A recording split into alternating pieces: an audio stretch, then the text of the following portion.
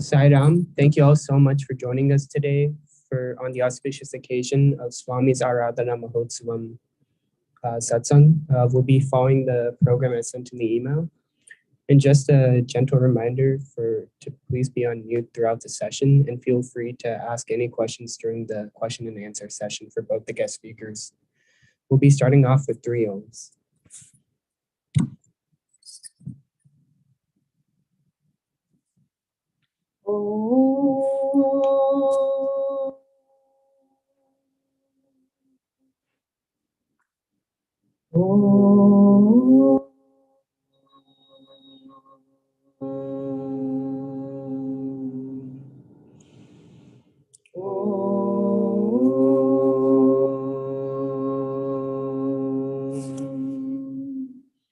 Shri Gurubhyo Namaha Harihi Om Gananam Tvam Ganapati Gum Bhavamahe Kabim Kabinam Upamasravastamam Jyeshtarajam Brahmanam Brahmanaspata Anashrunvannoti Visida Sadhanam Prano Devi Saraswati Vaje Birvajinivati Dhinama Vitrayavatu Ganeshaya Namaha Saraswatyai Namaha Sri Gurubhyo Namaha Harihi Om. Satya, please proceed with the SSSG presentation.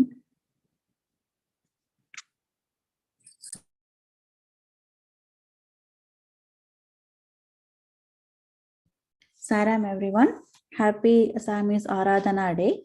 Here is a small presentation put together by the SSC kids and the parents. We have been talking about the 5 human values for almost a year now, which is Satya, Dharma, Shanti, Prema, Ahimsa, truth, non-violence, love, and right action. This quarter, we specifically focused on peace to be our primary value. The last 3 months, we have been talking about peace. We learned a lot of stories. We talked about the tools for peace. We did some group activities. I'll share that in a minute. We did a lot of work in actually understanding, how to be peaceful. The kids were actually very intuitive. They gave us a lot of tools themselves. They talked about meditation, talking softly, counting up or counting down when they're upset. And we learned, we actually listened to a lot of stories about how to be contented and be happy with what we want, and always having a plan and never getting upset, and remembering not to worry and leave them to Swami. And this quarter, we also read a small pieces of Swami's affirmations and what Swami said about being peaceful in the classes. And we did one group activity together. Actually, this was our first attempt to start writing letters to Swami. Since we have kids with different age group here, we kept it with a small activity. The first one was to just write how to be thankful. Take one or two lines to write about how we can be thankful. What is that one thing that makes you thankful for the day or the week, or what is that one thing that makes us happy? In the future, we are also making an attempt to make the kids write about what is that one thing that's going to worry them, and fold that letter and leave it at Swami's feet. So that's really actually showing them that you can leave the worry at Swami's feet. So the kids did a really good job. They all wrote, what is that they're thankful for. We had Bhavya, Geetesh, Sai Charan, and Sai Smaran.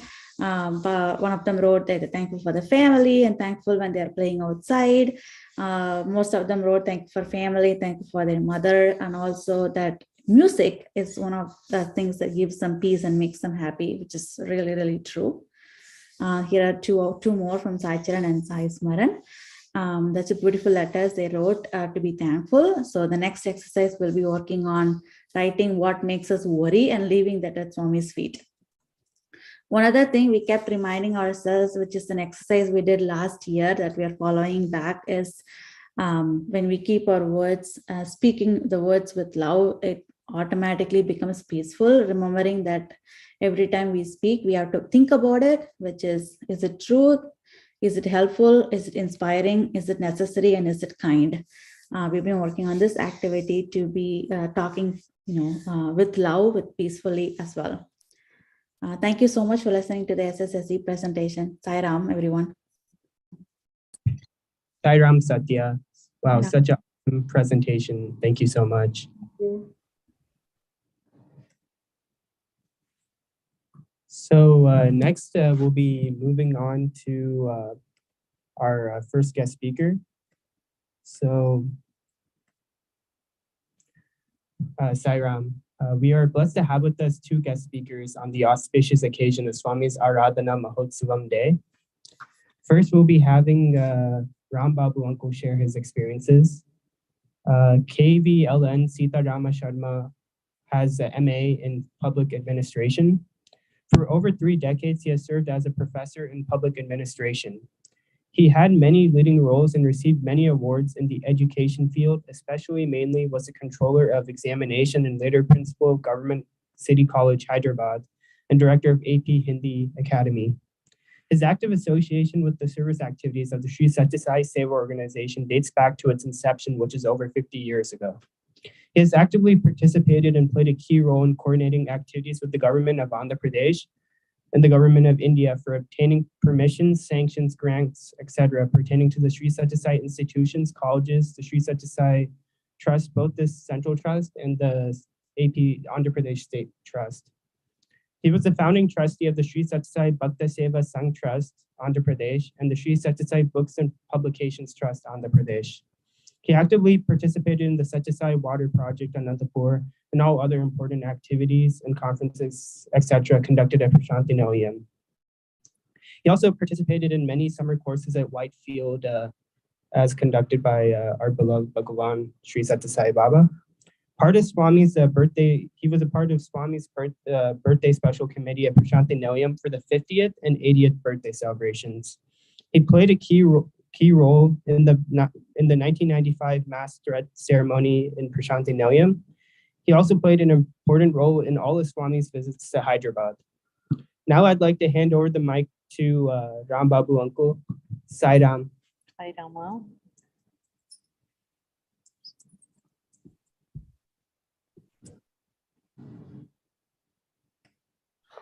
Sai Ram. Sai Ram. Sai Ram. My most humble reverential pranams at the lotus feet of our beloved Bhagavan on the eve of Aradhana Day. I would like to thank the organizers for giving me an opportunity for sharing my experiences. And I want to call this as my journey with Sai. Because my journey with Swami started at a very tender age. It started when I was hardly 4 or 5 years old, when Swami made a visit to our place. We used to live in Repalla, a place called Repalla town in Guntur district in Andhra Pradesh state. Swami came to Isukapalli, which is a part of Repalla, to inaugurate Shirdi Sai Baba temple there. So I was just maybe around 4 or 5 years old at that point of time. And my parents took us, the entire family, to have darshan of Swami. And I ran behind Swami's car when it was moving. And my mother immediately caught hold of me and said, "Don't run, because it's a huge gathering and you may be lost." But Swami's will is something different. By Swami's will, His grace and blessings, my run is still continuing. And I pray to Swami to hold my hand and make me run, run, and run till the last breath in His mission and in His divine seva. That's my prayer. Even daily also, I make the prayer. And Actually, during 1960s, people used to make a lot of comments about Swami, and some comments are positive and most of the comments are sometimes negative, but still we never wavered. And people used to say that you can see Swami in the milk when you take the milk in a steel container. And most of the people purchased steel containers to see whether it is correct or not. Most of the people could see at that point of time, it's early 60s I am talking about, they could see Swami in the container, milk container. So that's how things were moving. And in early 60s, my brother moved to Hyderabad, which was the capital of the undivided Andhra Pradesh, for his studies. And he has the great fortune of having Swami's darshan during one of the Swami's visits to Hyderabad. So he went back and told my uncle, my maternal uncle was also in Hyderabad. He told him that he saw a divine person by name Satya Sai Baba, and he was really attracted and impressed, and he wants my uncle also to come. So my uncle said, you are a student, please concentrate on your studies. Otherwise, you also have to wear the orange robes and become a sannyasi. Please concentrate on your studies. But still, he respected my brother's word. He also went for Swami's darshan, and he was also attracted by Swami, and immediately he became part and parcel of the devotees of the then Hyderabad in 60s. And later our entire family became Swami's devotees. My parents made a visit to Puttaparthi in early 60s. From then onwards, our only pilgrim destination is Puttaparthi. We didn't go to any other place. If we are not in our place, the villagers or the people, surrounding people, were of the opinion that we are in Puttaparthi, if we are not in town. So frequently we used to go, and whenever we move out, we used to go to Puttaparthi for Swami's darshan. Like that, Swami has gracefully took us into his divine umbrella, and he is protecting, he is with us through and through. And Swami has his own way of doing things, his divine sankalpa. So I'm coming back to the foundation stone laying of Shivam and how the Shivam is being built. So before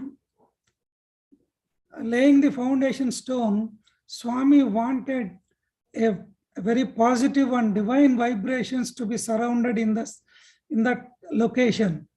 So Swami has come, and there was a Trilinga Abhishekam done at that place. Swami, we all know that creates Atmalinga during Shivaratri time.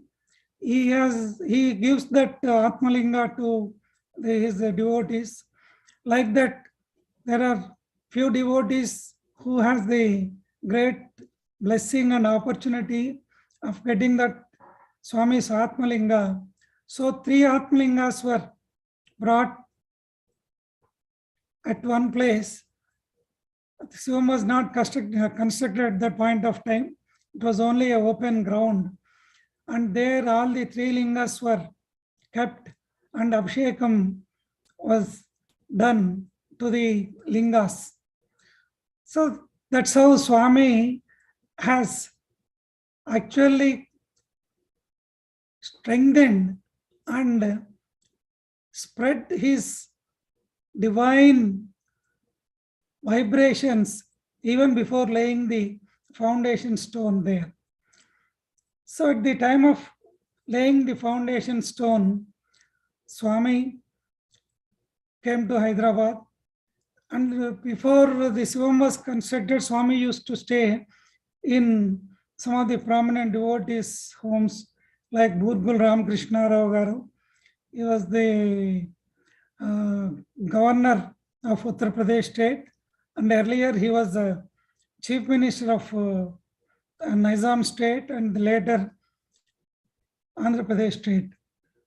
V.D. Prasad Rao Garu, and there is a house adjacent to Shivam. Now most of the people know Satyamurti Garu.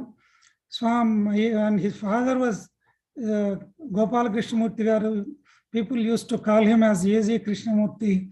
Swami used to stay in their residence also. In fact, at the time of laying the foundation stone, Swami was in V.D. Prasad Rao's house, and from there he came and laid the foundation stone. So at the time of laying foundation stone, Swami declared that Shivam is my Hrudayam. Ee Shivam na Hrudayan Raidi అని చెప్పారు Swami. Swami categorically declared it is his heart. So whoever enters into Shivam are fortunate that we are entering into Shivam. Actually, the background photo which you are seeing now is the blessed and Swami's signed photo in Shivam, Sanctum Sanctorium. So at that point of time, Swami used to come very frequently to Hyderabad, at least 3 to 4 times in a year. During the construction time, Swami used to personally supervise, and Swami himself is the designer of Shivam Mandir. And I have a very pleasant blessings, because I used to carry the umbrella and Swami's chapel. Whenever he used to visit the construction site, if he goes into the sun, my duty is to open the umbrella and keep the sandals ready for Swami to wear when he is moving in the area where the cement or mortar work is done. So I was fortunate, and the sacred duty of holding both these things whenever Swami visits Shivam construction site. That way, I feel that I am blessed.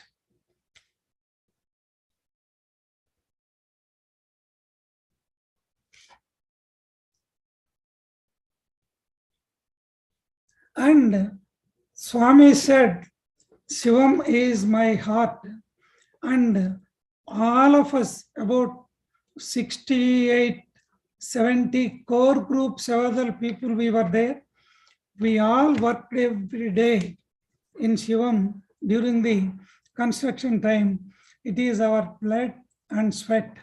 We worked and worked along with the regular workers there.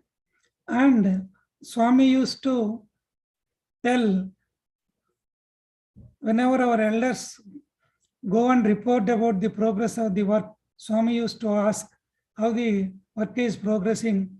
I know all the boys, several young people are working there. And Swami used to send us blessings through our elders. And that's how we were all really blessed to be part of the construction activity of Shivam. And Swami, when he visited for the inauguration of Shivam, he told whoever is participated in the construction activity are blessed. And Swami asked us during that period, we used to have lot of lunch and dinner sessions with Swami, because at that point of time, only the Bangalore, the Vrindavan campus was there, and Anantapur campus was there, but Swami used to go there to Anantapur College, but Puttaparthi campus did not start at that point of time. Since we were quite young, Swami used to call us very fondly, lovingly as Hyderabad rowdies. We all used to have big mustache, and Swami used to call, we are about 10-15 people who regularly go in a group for Swami's darshan to Puttaparthi. Even if we work in Shivam also, we used to work in as a group there. And Swami lovingly used to call us as Hyderabad rowdies. And whenever we visit Puttaparthi, we never used to go and sit inside. We used to stand near that East Prashanti grill. There was a entry point there to Mandir. Swami used to come up to that after giving darshan. Swami used to come and stand at that entrance, and he used to just swing like this. We all know, we all see during the darshan videos also. So Swami used to stand there and talk to us and say, Hyderabad rowdies, when did you come? Era eppudu vachar meeranta? And we used to say, Swami, we came in the morning. And one amongst us, there's one person called Prabhu. He has really a big mustache. He used to put his finger like this and used to say, Swami, Puddunacham Swami, we came in the morning. Swami used to say like that. And Swami used to lovingly laugh at us. And he used to like our pranks. Of course, it is all part of his divine Leela. And during one of his visits,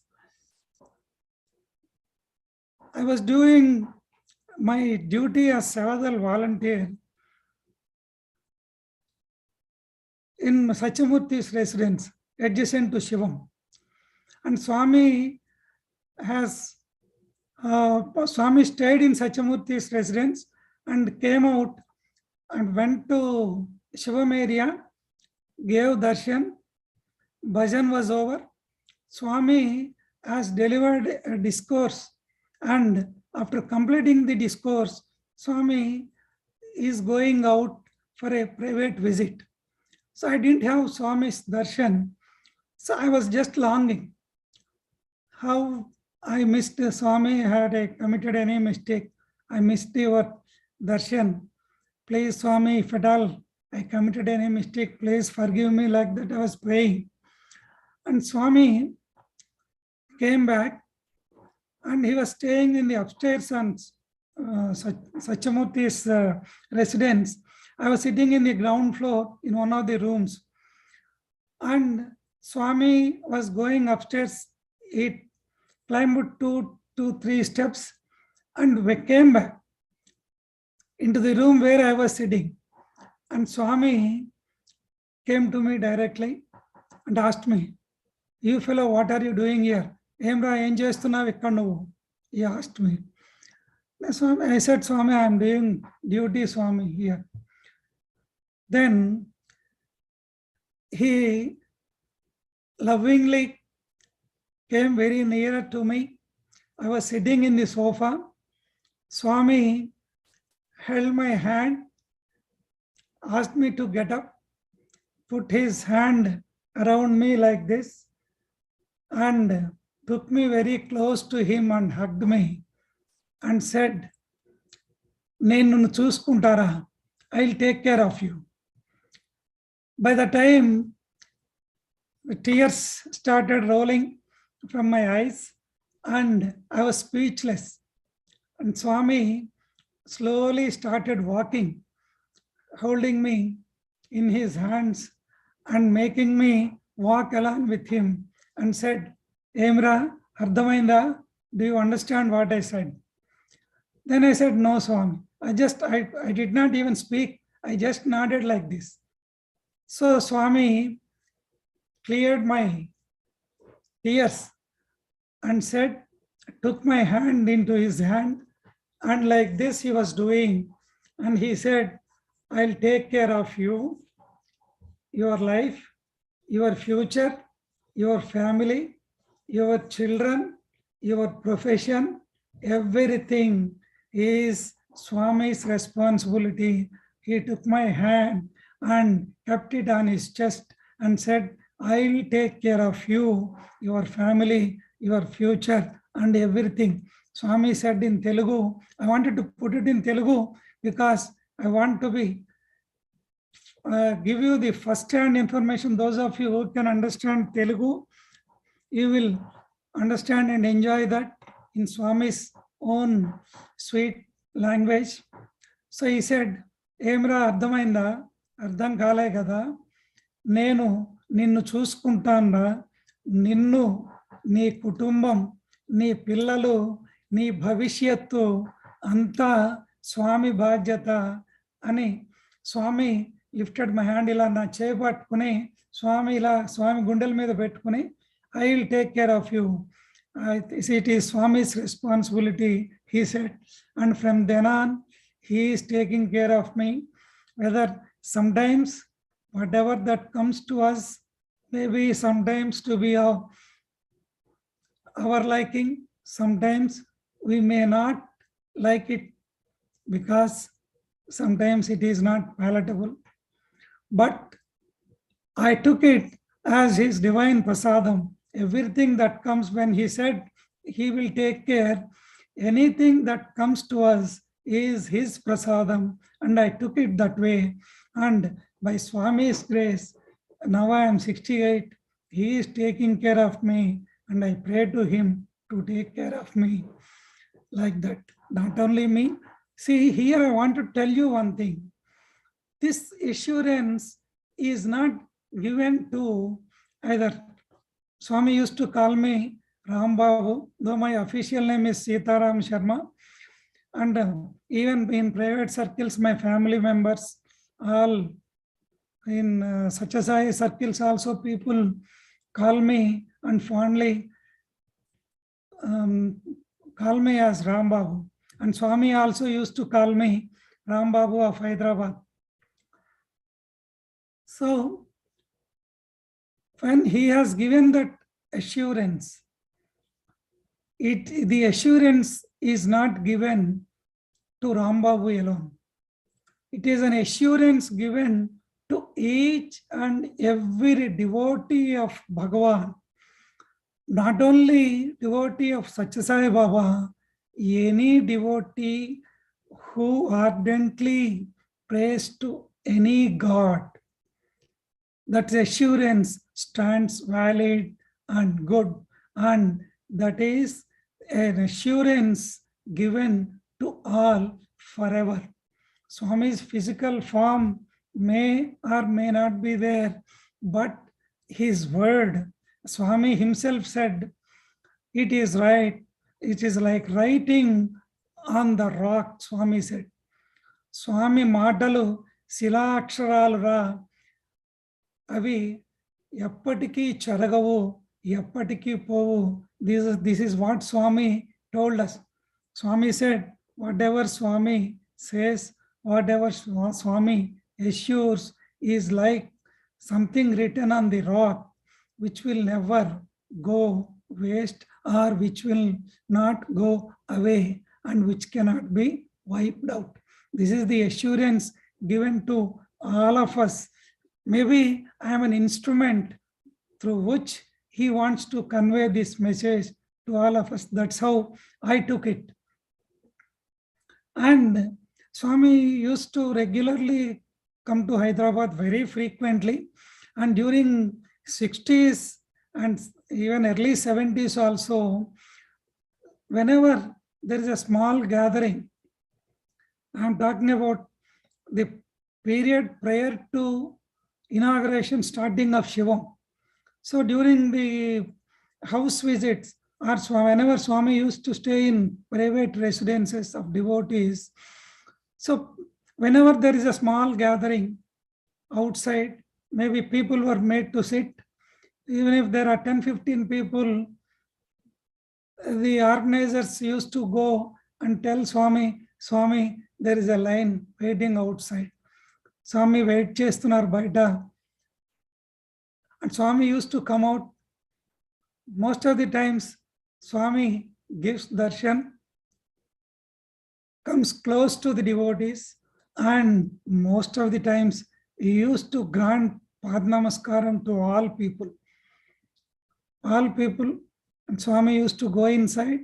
Maybe after 20 minutes or 15 minutes, if there is once again a big line or some devotees gathering outside, and Swami used to come repeatedly like that. He used to come out and he used to give darshan, and most of the times sparshan also. Those were the really, what you say, wonderful days which we all could witness and enjoy.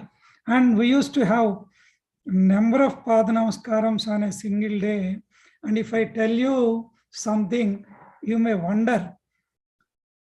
Before the construction of Shivam, there was a big rock there, a small rock, which is a slanted rock.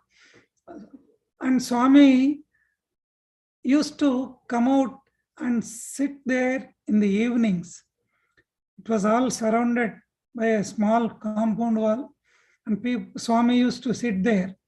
And Satchamurti's family members, his relatives, and few devotees used to take Ashtottaram by putting a flower on Swami's feet and go around, make a pradakshinam and chant name, and once again put another flower. Like that, they used to make Ashtottaram. Those were the real golden days. And if we look back and think, and if I visualize those things, I feel we were really blessed, and we were in a totally different world altogether. Those were the days. And of course, Swami used to grant few lunch and dinner sessions for Sevadal. At least for Hyderabad Sevadal, whenever Swami visits, we used to have at least one lunch or dinner session with Swami. And you may have a doubt, what is the speciality in that? I'm telling you, Swami used to personally serve all the 350 to 600 Sevadal gent and lady volunteers. Swami used to personally, he used to serve to each one of us. That were the divine blessings we all received, and we were really blessed. And we didn't want to waste the prasadam, and we used to request Swami to give in a very small quantity of food, so that we take it as prasadam and we will not waste. And for those people who ask like that, Swami koncham pettandi, we used to ask Swami, please give us in small quantities. And it happened once to me personally. I requested Swami, because I had a late heavy breakfast and I could not take anything more, because I didn't want to miss the prasadam that is coming from the divine hands. I sat and Swami started serving.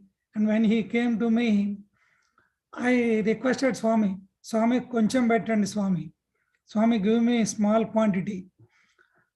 Swami used to be very friendly with us, and especially with me. And he said, Emira, and laughingly and with a mischievous smile, Swami has took 2 full spoons and he has kept it in my plate and said, I'll come back and see whether you have finished it in full or not. And he came back. So like that, he used to have lot of divine leelas or maybe pranks with us lovingly. And such was the opportunity most of the Sevadal people used to get at that point of time. So after lunch or dinner sessions, Swami used to make us sit around him and he used to personally inquire. And if I tell you something, you may be amazed. And of course, in this part of the world, it may not sound something special, but people who live in India or who lived in India, you all know that the washing of the clothes, Swami used to ask us, Emra, మీ బట్టలు మీరే ఉతుక్కుంటున్నారా, మీ తల్లిదండ్రుల మీద పెడుతున్నారా, లేకపోతే పని వాళ్ళకు వదిలేస్తున్నారా?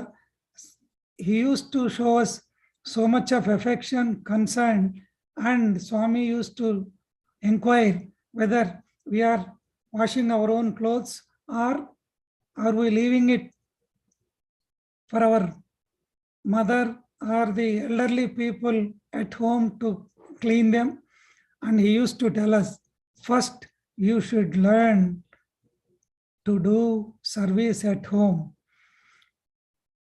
then come out and do the service outside.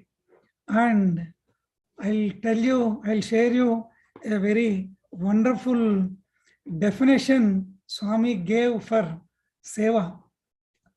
So Swami, am I audible? Sairam? Sairam?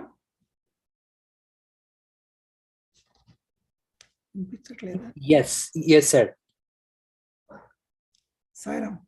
Swami has given a very wonderful, simple definition for seva. Swami said, not people think when you are doing seva, when you are doing service, you think it is to be done on a large scale or on a big magnitude. Swami said, there are 2 simple conditions for seva. One is requirement, and the other one is the ability to fulfill or to match the requirement. If both these things come together, that is the seva. Swami said, oka avasaramu, aa avasaraanni తీర్చగలిగిన అవకాశం, ఈ రెండు కలిస్తే సేవ అవుతుంది. Supposing you have the ability to do something and there is somebody waiting for that and he has the requirement. If both the things are matched, if both the things come together, that is seva. That is the simplest and the easiest way of defining seva to Swami.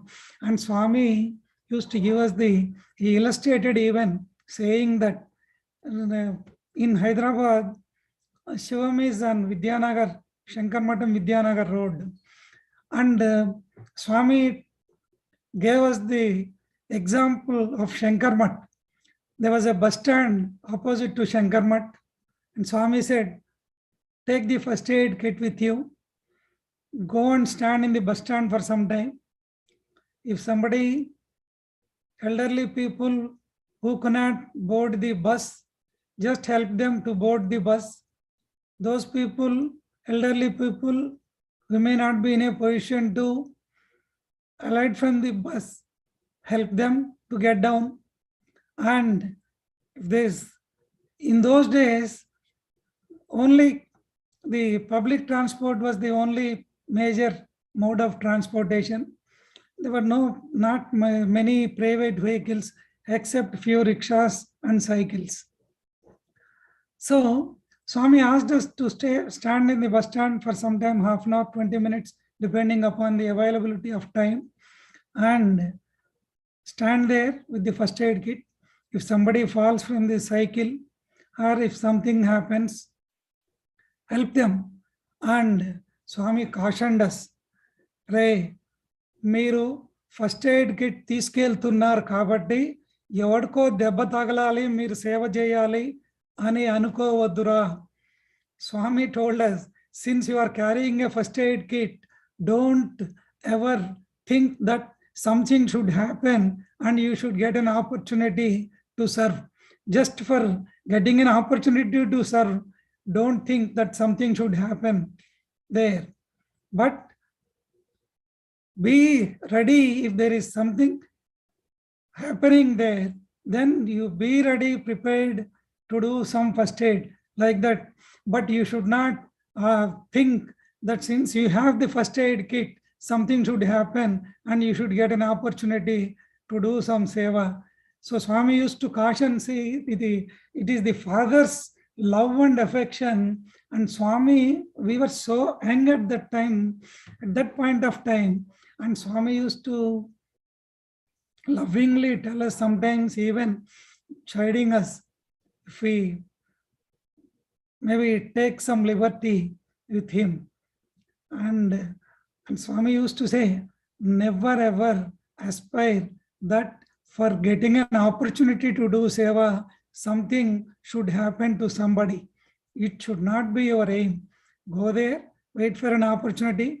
If nothing happens, be happy and thank God that all people are reaching home safely and come back. You also go home safely. That's what Swami used to tell us. He used to guide us directly, and he used to tell us like a father, like a friend. And he used to, actually we are about 68 people who were directly trained by Swami. As the first batch of Sevadal people, at the time of the inception of the organization, we were directly trained by him. So Swami used to lovingly tell us so minutest things, and he used to even inquire about our studies. Swami used to come to Hyderabad during the summer times, during April, and most of the times that was the time for examinations. Most of the times the academic year comes to a close during April, mid-April, and Swami used to come either at the last week of March or the first week. Now, April 4th was the inaugural day of Shivam. Swami used to normally come around that period. And Swami used to ask us, ఏమ్రా మీరు చదువుకుంటున్నారా మంచిగా? చదువుకోకపోతే ముందర మీరు ఇక్కడికి వచ్చి సేవ ఏం చేస్తున్నారో తెలియదు, కానీ మీ అమ్మా నాన్న వాళ్ళు మాత్రం వాళ్ళు నన్ను తిడతారా, కాబట్టి నాకు తిట్లు రాకుండా ఉండాలన్నా మీరు జాగ్రత్తగా చదువుకోండి. He used to tell us. He used to inquire about our studies. Are you studying well or not? Are you preparing for the examinations properly or not? If you don't prepare, your parents will come and scold me. And if you are doing service here or not, that is secondary. I don't want to listen anything from your parents, any complaint from your parents. First and foremost, as a student, your primary duty is to study well and prepare for the examinations well and write the examinations well. So much of love and concern and personal attention Swami used to pay to all of us. Those were the days. I still, if I recollect those days, I feel that goosebumps. And Swami was so friendly with us, and Swami used to play like a friend, and he used to smile at us very mischievously, and make all sorts of, like a friend, he used to do like this with me whenever he is crossing me. So like that, he was quite friendly with us. And Swami used to tell us, caution us, రే నా విలువ మీకు తెలియట్లేదురా, మీతో ఇట్లా ఉంటుంటే దూరంగా ఒక ఎర్ర గీత, ఒక నల్ల చుక్క కనిపిస్తే అది స్వామిని దర్శనం చేసుకోవాల్సిన రోజులు వస్తాయిరా, అప్పుడు నా విలువ మీకు తెలుస్తుంది. Swami used to tell us, see, don't take me for granted, you don't know the value and you don't know the proximity you are enjoying with me now. A day will come when there is a red small streak and a black dot on that.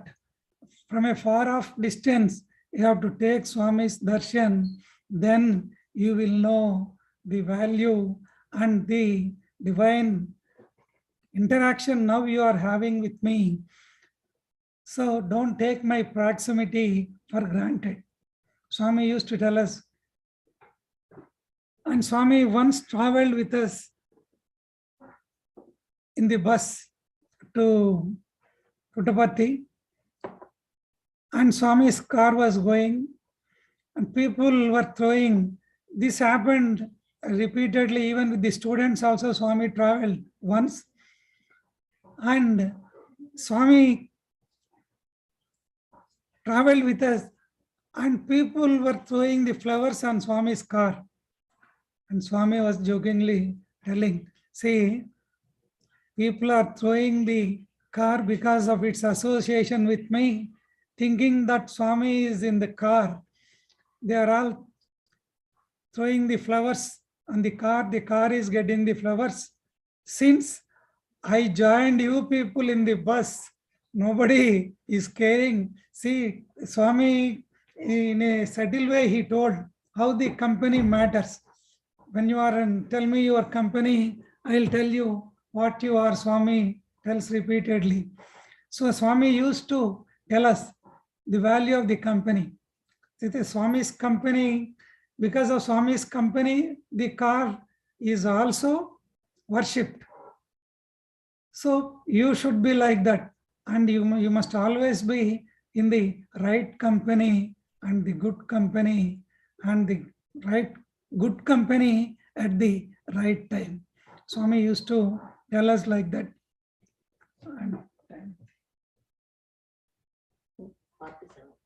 47. Rama, you can stop, continue. We have time. No worries. Okay. Please.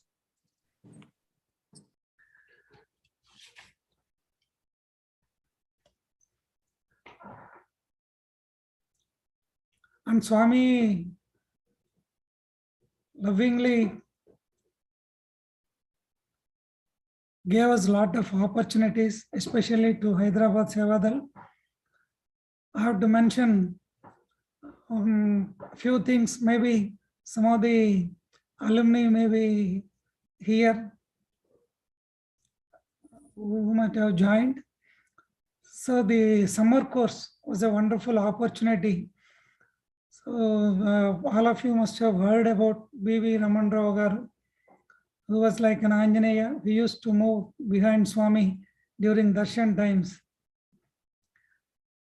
So he was our leader. And Swami used to tell Raman Rao to come with a group of Sevadal volunteers to do service during the summer course conducted in Brindavan campus. It is called as summer course in spirituality and Indian culture. Earlier it was in the initial stages, it was for 30 days. Later it was brought down to 20 days to 10 to 20 days, depending upon the availability of Swami's time. And we had the good fortune of almost serving during almost all the summer courses. During initial stages of the starting of the summer course, So we used to stay behind Swami's residence in Whitefield. Trai Vrindavan was not there at that point of time. It was a building and there was a small shed and we were all sleeping there. And during the daytime, we used to fold all our beddings. And early in the morning, Swami used to come and he used to wake us up. Hey, Dunnapota inka padukunnara levandra. He used to tell us, hey, get up, it's already morning. You have to get up and get ready. Swami used to come and wake us up. And we had the good fortune of interacting very closely with him during the summer course. He used to come and sit on our beddings and he used to talk to us, all of us. And personally, I had the good fortune of serving almost most of the summer courses where we were given the opportunity to serve. We used to serve the food in the dining hall, and Swami used to come most of the times both in the morning and evening. And I used to be in the first counter immediately after the entrance. We used to have that first counter and I was the second person standing in the counter. First, Mr. Patel, we used to do the duty at the interview room. He was the first person and I was the second person standing at that counter. And Swami used to come, and the first counter most of the times is either chapati or rice, and this second counter is dal or the curry. And Swami used to come stand before me and he used to take that look into the vessel and take the spoon and he used to stir if it is a dal or sambar, and used to ask me, how is it? Is it smelling nicely, tasting good? Like that he used to comment. And during one of the summer courses, so Mr. Patel did not come and I was sitting, I was positioned as at the first place. So I was thinking, say, if I am standing at the second position, Swami used to come and talk to me and inquire about the item, food item. So I am serving rice and there is no chance of coming and inquiring. I was just thinking, even my thought process did not stop. Swami came to me straight, stood before me and asked, Emra, annam bagundi kada. He asked me, rice is good, it's really cooked well and it's looking nice, Swami told. So when I was thinking that I missed an opportunity that Swami will not interact since I am serving rice, and Swami most of the times used to come to the second counter, which is an item, either a dal or a curry or a sambar item, which he used to just come very close to me, close to that item, stir it, see it, and smell it, and he used to say, this is good. Is it smelling good? Is it tasting good? He used to ask like that. So rice normally nobody asks. I was feeling bad that I missed an opportunity. But Swami Sudayavasi, the moment the thought entered into my mind that I am going to miss him, he came to me and that's how he responds. Even during the 60th birthday time also, I was just praying to him. I had the good fortune of being the committee member during right from the 50th birthday to 80th birthday. Every 5 years, there was a special world conference used to happen. And Swami used to, there are a number of committees formed to look after the various requirements of the devotees coming overseas, and the facilities or the activity to be taken care. So I had the good fortune to be associated with one committee or the other throughout. And Swami used to tell us, at least during the 50th birthday celebrations, Swami called all the people into the prayer hall, Prashant Nilayam prayer hall. And normally, the moment Swami enters the room, Swami closes the doors. So that day, Swami did not close the door. And Swami said, all the people who are seated here, if anybody has any doubt that he is not thinking like Swami and discharge the duties that are assigned to you, please go out of this place. Those who really feel, believe, and trust that they can think like Swami, respond like Swami, and discharge the duty assigned to you like Swami, those people, please stay back. So that is the assurance Swami has given to all of us.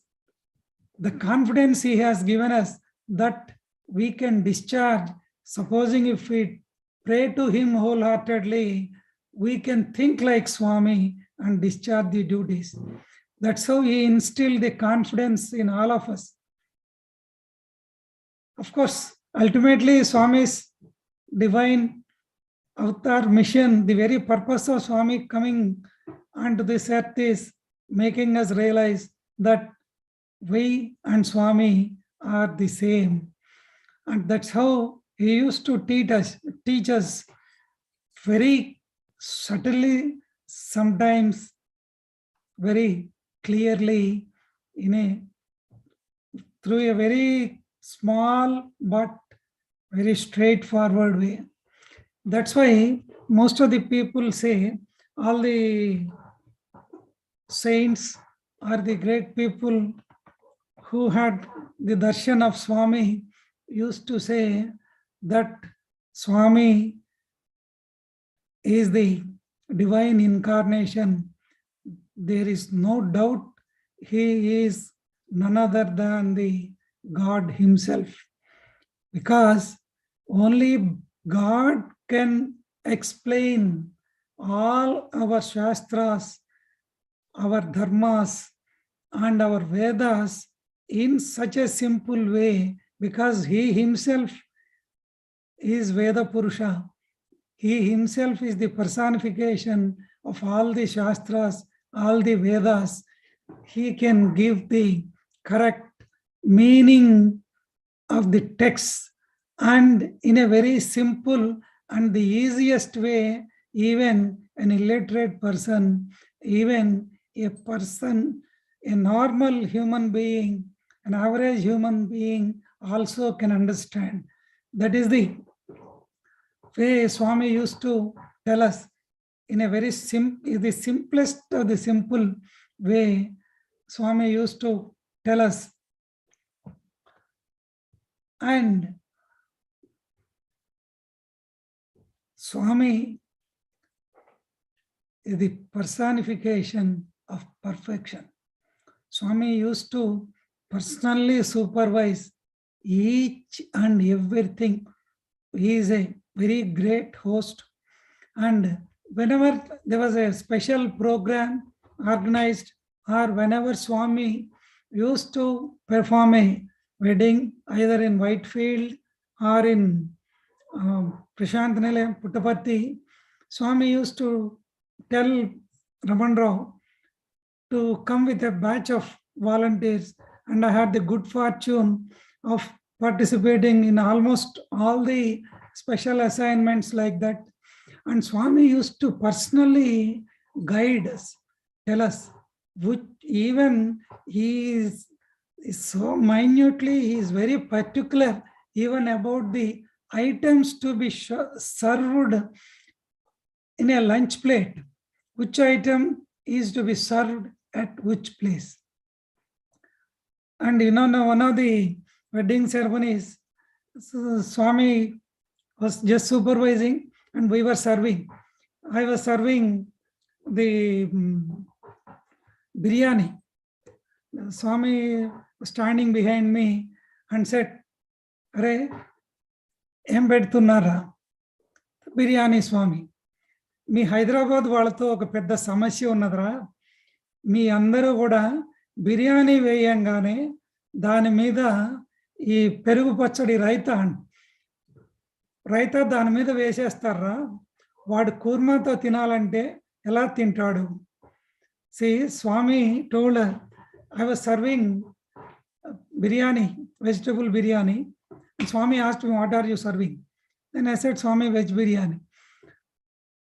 Swami said, you Hyderabad people, you have a tendency of serving raita on biryani. Immediately after serving biryani, you come with the raita and pour it straight on the biryani.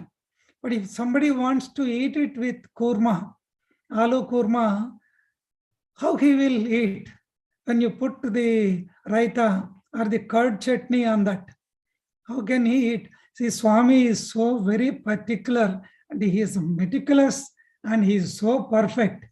Not only that, even during the convocations also, during the floral decoration done before the convocation, Swami used to visit, and the finer details he used to tell how to arrange the flowers. Not only that, the chairs are to be put in which order, which chair is to be put where, and the names to be kept on the chairs. So he very, very, very finest detail also Swami used to take care. And he used to give us a direction stating that even if there is a function or whenever, whatever program you are doing, you must take all precautions and the minutest details also should be worked out. And for the Almighty God, nothing is small or nothing is big. Everything is equal for him and everything is concerned for him. That's how Swami taught us. Very practically, very subtly. He comes, he used to tell us, just I was cleaning Swami's chair, and Swami, I was doing it in Purnachandra auditorium.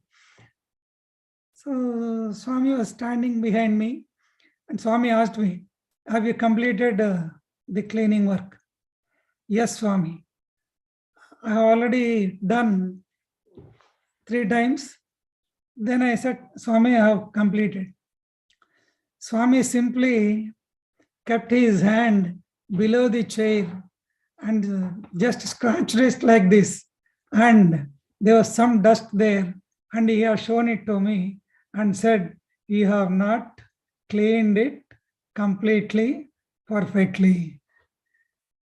So we think that what all we have done, we think we have done in the correct way, right way, perfect way. But for God, perfection means doing it 100%, nothing less than 100%. So he teaches us in such a very subtle way, and it strikes to us, and we remember that throughout our life. That's how Swami teaches us. and we had the good fortune of participating in all the major events in Puttaparthi, all festivals, any special event. Swami, with all his mercy, love and affection, called us, gave us the opportunity, and he personally directed us, guided us, trained us, taught us, and he moved like a friend with us. If I start narrating, it takes maybe hours and hours. If I keep on giving the details of how Swami used to be with us, maybe due to time constraint, I just wanted to tell that it is not, if anybody gets an experience or blessed by Swami, yes, he is only an instrument, that's all. He wants to convey a message through the instrument to all, that you do this, and this message is for all of us.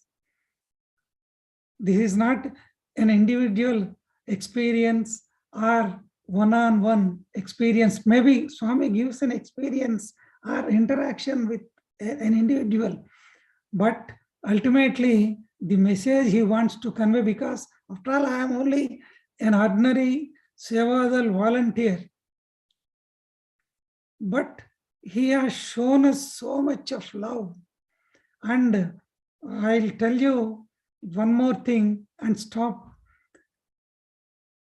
All those people who were trained by Swami at the first batch, most of us, one person has become the registrar of the Satsang Institute of Higher Learning.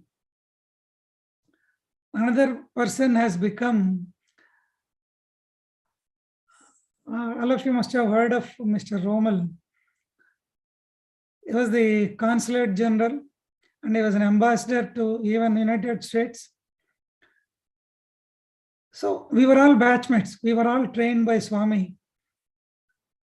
So like that, most of the people, and Professor Pardasarthi, who was in charge of the examinations reforms in Satsang Institute of Higher Learning. He was also a professor of physics there. And if I keep telling names, of course, our leader, Ramanrao or B.V. Ramanrao Garu was there. So Swami trained us, Swami taught us, Swami has shown us the way, and in his unlimited love for all of us, he has given us, he has shown us the way to serve. He said, my life is my message. And at one stage, Swami said, your life is my message. And Swami used to tell us, Ray, Miru, Swami Bhaktulan Mir Chepukotam Kadra, మీ ప్రవర్తన వల్ల అవతల వాళ్ళు గమనించి అడగాలి, నువ్వు చాలా డిఫరెంట్గా ఉన్నావు, మిగతా వాళ్ళలాగా లేవు, ఏంటి నీ స్పెషాలిటీ అని వాళ్ళు గుర్తించి అడగాలరా, నువ్వు చెప్పుకోవటం కాదు బాబా గారు భక్తుండని అని చెప్తుండేవాళ్ళు Swami. Swami used to tell us, you should not claim that you are a devotee of Sathya Sai Baba or you are a disciple of Sathya Sai Baba. People should feel that you are your behavior and your character is something different from the general lot, and they should come and ask you, you are different, may I know why and how you are different. That's how you should tell. That's why Swami at one point of time guided and directed us that our lives should be his message. And with these words, I pray to Bhagavan that he should guide all of us to be his best messengers. And I would like to thank from the bottom of my heart for the wonderful opportunity given for sharing my experience. Hope that I could convey at least something which is helpful to all of you. Sai Ram. Thank you. Sai Ram, wow, such amazing experience from Babu Uncle. On behalf of the Kansas Sai Center, we would like to thank you from the bottom of our hearts for sharing such divine glimpses of Swami's divinity. So next we'll be having Brother Aditya's experience sharing, and following Aditya's experience sharing, the floor will be open for question and answer session for both of the guest speakers. You can ask questions to both of the guest speakers during that time. So now we'll be reading the introduction for Brother Aditya. Sai Ram, and thank you so much for such an insightful experience sharing, Brother Rambabu Garu. Thank you so much from all of us. Our sincere regards to you and your family. Thanks for creating time for us. Now we are going to introduce Brother G. Aditya, hails from Chennai. He came into Swami's fold in 1997 as a 5-year-old when he joined Balvikas. With a dream to become Swami's student, he joined the Sri Satya Sai Higher Secondary School in 2008 and went on to do his BCom, MFM and PhD at Sri Satya Sai Institute of Higher Learning. He was blessed to join the Sri Satya Sai Vidya Vahini in 2015 and had the opportunity to work in Satya Sai schools. Aditya was blessed with a lot of opportunities to interact with Swami as part of many cultural programs. During his stay in Satya Sai Institute of Higher Learning, he has been very active in dramas, artworks, costumes, and the multimedia department. So post his submission of PhD thesis, he is working in PwC as behavioral economist and awaiting to defend in PhD thesis and obtain the degree from the Divine Chancellor, Bhagavan Sri Satya Sai Baba. Now I would like to virtually hand out the mic to Brother Aditya. Sai Rama Aditya. Om Shri Sai Ram. I guess I'm audible. Is my video visible? We're not able to see your video. Yeah, I was trying to switch on the video. But we are able to hear you clearly, Aditya, but unable to see. Okay. Let us try one more time. No, I'll just do one thing. I'll just reconnect. I think that will work. Sure. Right? Go ahead. Yeah, Sai Ram.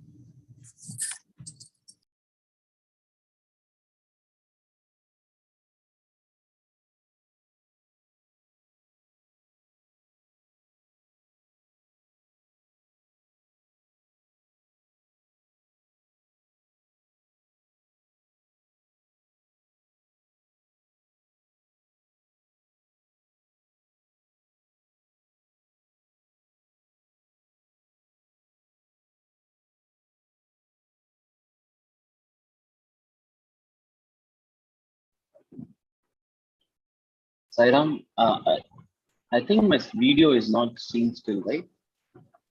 Let me see. Earlier it was. Yeah. You're unable to. Yeah, we're unable to see your video. Yeah. I also I tried to reconnect and I stopped my video and started again. Let us try one more time. Else I can do one thing. I can connect through phone. Yeah. This is okay for me.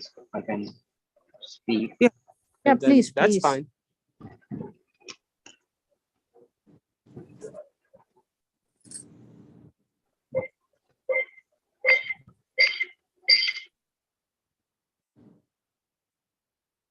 Just send the link. Yeah, perfect. Yes, we're able to see you now. I guess you need to unmute. Unmute yourself, Adi. So I'll keep my video on in the micro, right? Yeah, it's because of two devices. Oh, okay.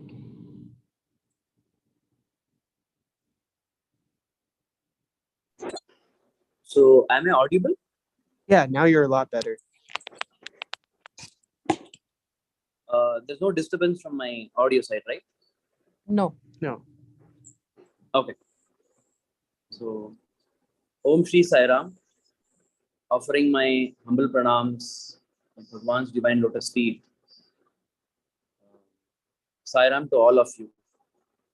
It's a great opportunity which I have got today to speak to you all about Swami. I think speaking about Swami is one of the most noblest tasks we have. And I remember in my school days, my teachers used to tell that as a Sai student, it's or as a Sai devotee, it's your moral responsibility to talk about Swami, to share the experiences which you have got from Swami, and not hesitate or not shy away to speak about Swami, because Swami has chosen few among the millions to be close to him, to give his lessons so that we can learn and share it with all. So on this holy day of Aradhana day, I'm glad that we're able to connect and think about Swami. At this juncture, I would like to share an experience which I heard from my professor, which left a lasting impact on me. His father, long back in 1970s, used to come and visit Swami, and he had actually in habit of smoking, and for a long time he was not able to give up. Initially, Swami used to tell him, advise him to leave the habit of smoking, but he couldn't. After repeated times of telling, once Swami was furious with his behavior, and he said that if you don't leave smoking now, I will ensure that you will not be able to think of me. Such a powerful statement. I remember I was around 17 years old when I heard this from my professor directly. I was totally shocked and I was taken aback. So here is Swami who's trying to tell that the very fact that you're able to think of me, it is his will and it is his sankalpa. So if we are able to leave all our works and other activities and able to congregate now and think about Swami, hear about Swami and talk about Swami, I think is one of the greatest blessings, and it is only by the will of the God and will of Swami. So with that start, today I thought I will be sharing my journey with Swami. Thank you for the introduction. I think you have summarized my entire life with Swami. I would go that same sequence of how I came into Swami's fold and all the different experiences I had with Swami and the different lessons I learned from Swami directly. So it all started when I was around 5 and a half years old, when my the place where I lived was Hyderabad, and there one person was taking Balvika's class. Balvika's guru name was Sai Lakshmi, and I used to see a lot of boys and girls coming on Sunday to their house, and they used to watch TV. They used to have a lot of fun activities. I used to see it from my neighborhood, and I used to wonder what is this happening. So firstly, I used to think maybe it's just some tuition class, but why would they come on Sunday? Then some incidents happened.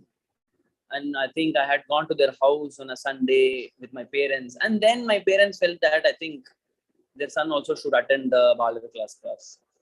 So they started going for Bala Vikas class, and it was such an exciting and a very engaging experience in my childhood, where they used to teach slokas, they used to tell lots of stories, and as kids, it's like a lot of stories, mythological stories, Chinnakathas. I think I should thank Swami to give me the opportunity to join Bala Vikas at a very early young age. And my parents also were very happy because his son was learning slokas and bhajans, which they couldn't teach me. And it used to be a wonderful experience being part of the Bala Vikas. I remember seeing Swami the first time in the photograph. I felt that I knew this person from a long time. I knew this personality with a crown of hair from long time, and there was an instantaneous connect. I can't express in words how I felt, but something was telling within me that I need to see him. I remember there were a lot of bhajans were taught to us, and one of the most beautiful bhajans which they taught me, and I used to keep singing that regularly because I had a lot of deep connect with that bhajan. I'm not a bhajan singer in Prashant Nilayam bhajan group, but I would definitely take the liberty to sing that bhajan because it had a very, very deep connect, and it was a prayer for as a 6-year-old boy. I had a prayer, and that bhajan was my prayer. Darshan dijo laal pyare, darshan dijo laal, darsh dikhao Bhagwan, mujhe darsh dikhao Bhagwan, mujhe Sainath भगवान,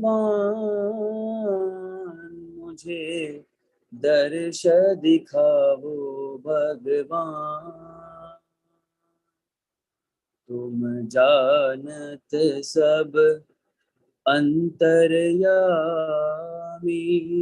दीजो मेरे प्रभु अमृत वाणी, तुम हो मेरे आत्मा राम बाबा, तुम हो मेरे आत्मा राम बाबा, पूरन करो मेरी मन की काम बाबा, पूरन करो मेरी मन की काम बाबा, दर्श दिखाओ भगवान, मुझे दर्श दिखाओ भगवान.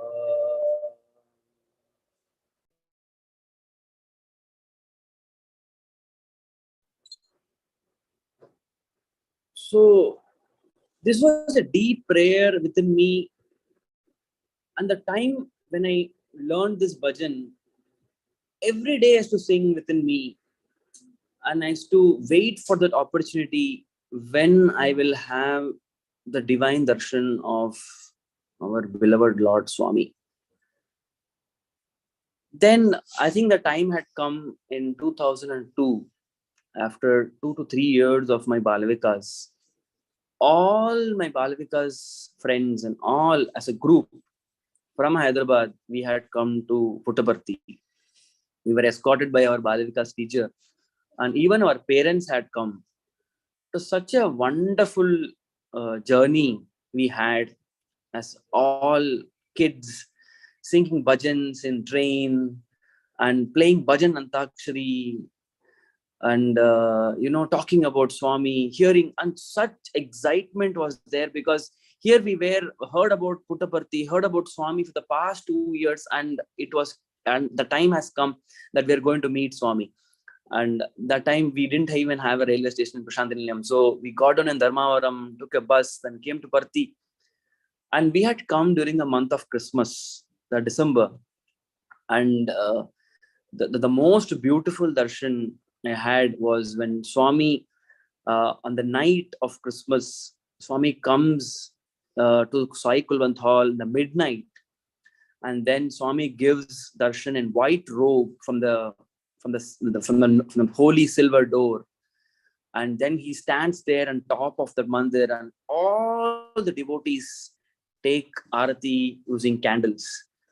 Such a beautiful sight it was. I think it's still fresh in my eyes. And I remember Swami used to come actually in orange robe for darshan. And then Swami will go inside.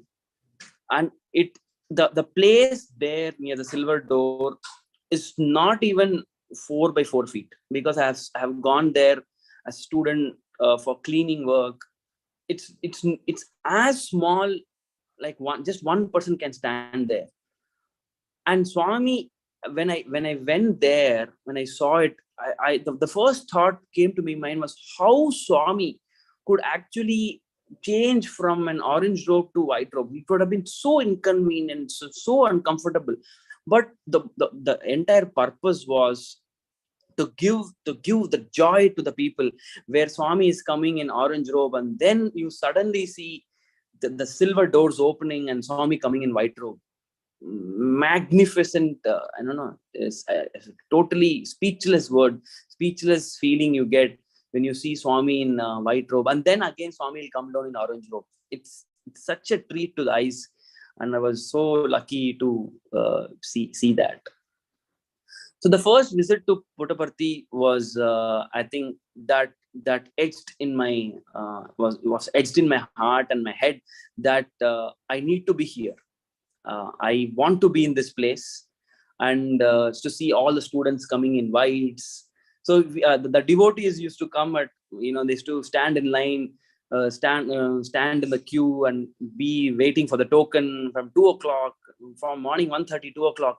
And the students used to walk in at 7:30 and sit front, and Swami used to talk. So it was very clear to me that I need to get close proximity to Swami and I need to become a student. So the journey continued. I had come after that as a devotee. I came many times to Parthi and had Swami's darshan. Swami had taken my letters a couple of times when I wrote to Swami expressing my interest that I want to join your school and college and be a student.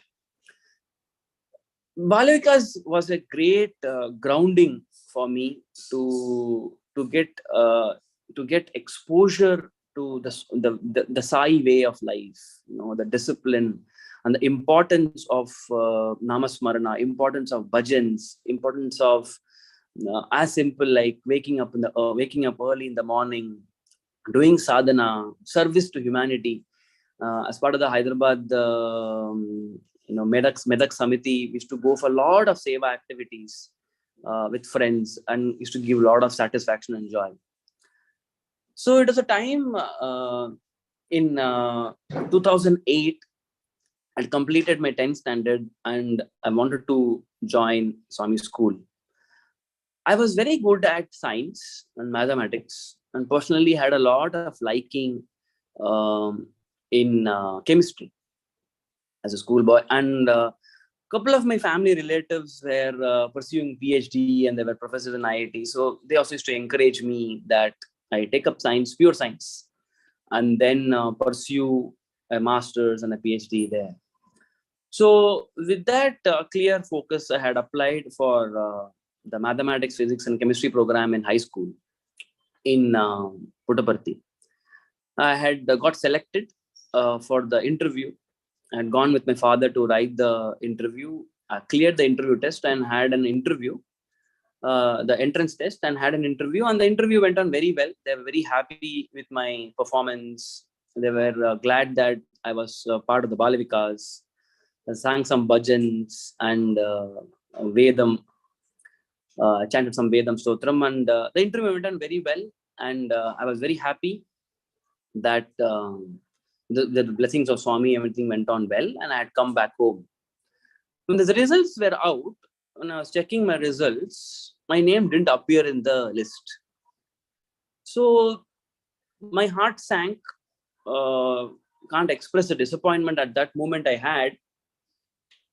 But something within me said that there should be some, this is not supposed to happen. Right? So everything went on well. So I'm not selected. And strangely, I was checking the science list. So because I have applied for science, I had wrote my entrance for science. I gave my interview for science. But then my name appeared in the commerce list. So this is commerce, accountancy, and economics, which I had no clue about it.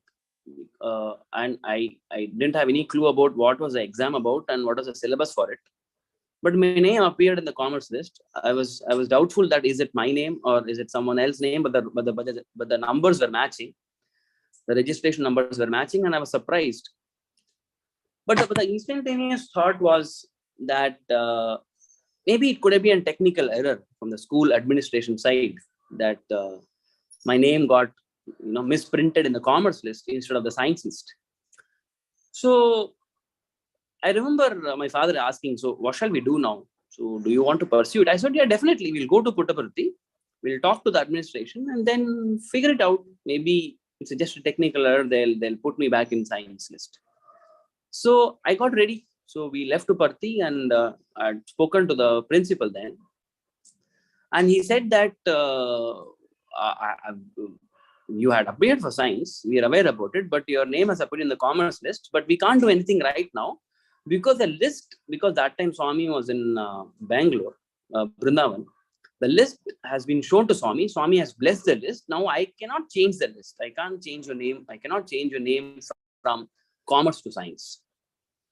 So then I asked, what is the solution, sir? He said, don't worry, Swami will come. Swami will come to Puttaparthi and you can ask him. I was okay with it. I said that anyway, Swami will come within a week. Till then, I will be in Parthi. I'll be sitting in commerce class. I will not study anything. I'll have a good vacation time. And then when Swami comes, I will get myself shifted to the science class.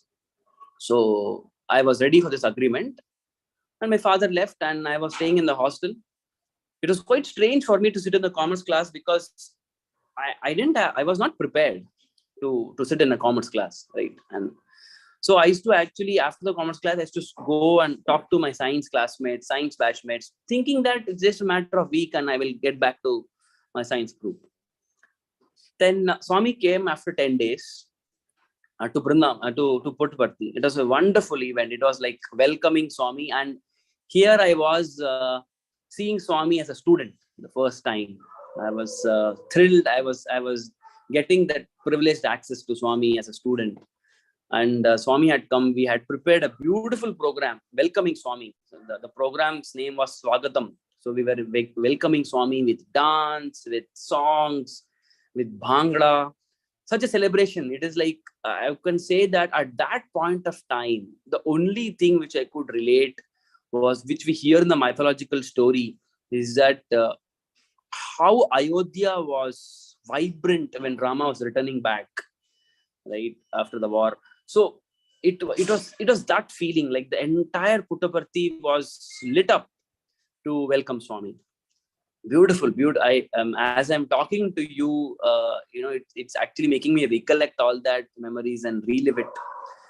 So Swami had returned back to Parthi, and I was here waiting to talk to Swami.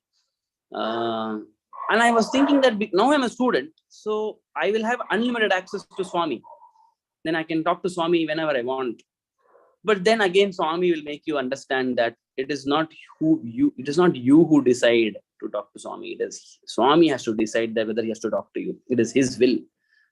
So I thought that as soon as Swami would come, I can just talk to about my case, about shifting from commerce to science background, science to commerce background. But that didn't happen.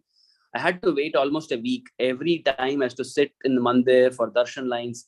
It has happened that I have sat in the first row, but Swami just didn't look at me. Swami can just see through you if he doesn't want to. So, but the day had come. The day came on Thursday when I got an opportunity, I was sitting in the first row. Swami came and Swami looked at me. It is a non-verbal communication. Like only you will understand that Swami is asking you, tell what. He will not speak. It will be just a look.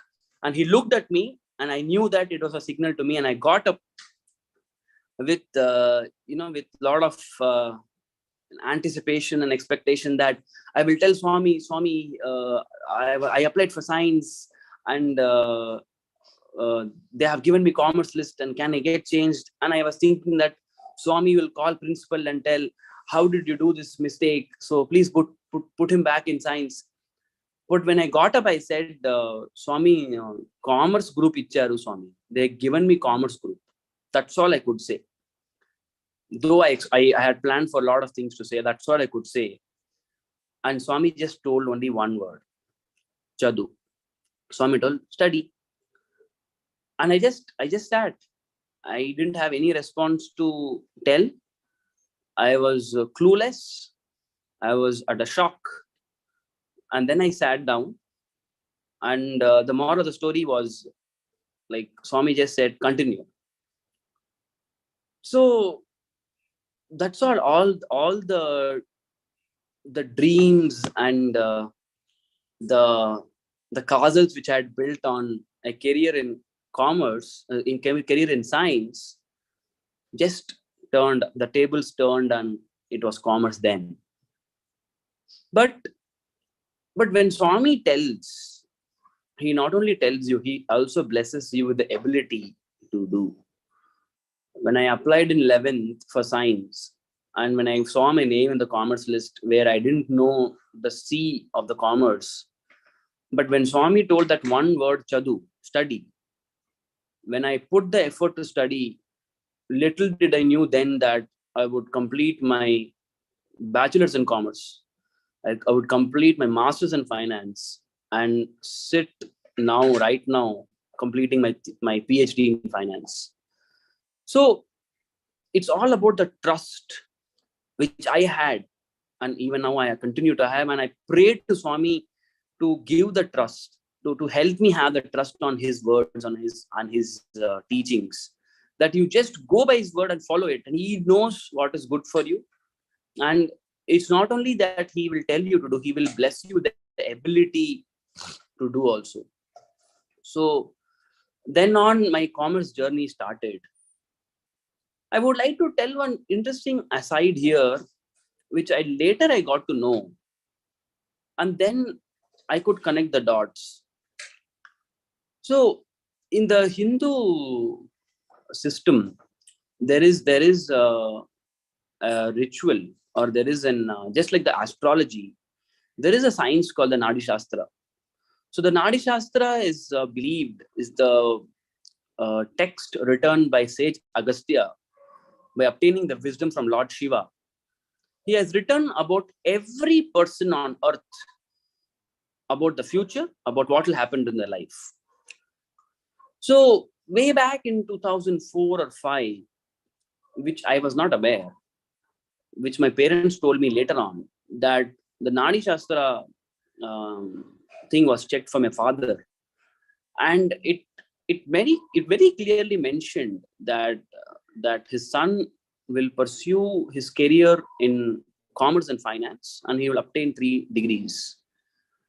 But that time they didn't share that to me, because Nadi Shastra itself, because there are a lot of people going for Nadi Shastra and understanding what will happen in the future. So my parents felt that here their son is talking about chemistry and wants to go to the science. Why should I disturb and tell the Nadi Shastra is telling commerce or finance? But that's what ultimately happened. So I can't even imagine myself I couldn't imagine myself in a commerce background then, but now I have completed 10 years of education in commerce. So I am ever grateful to Swami to take control of my life. So I had written for science. I'm aiming for science. I've given interview for my science, and finally I end up in commerce because Swami took charge of my life, and he set the path for me, and I could be an instrument in his mission.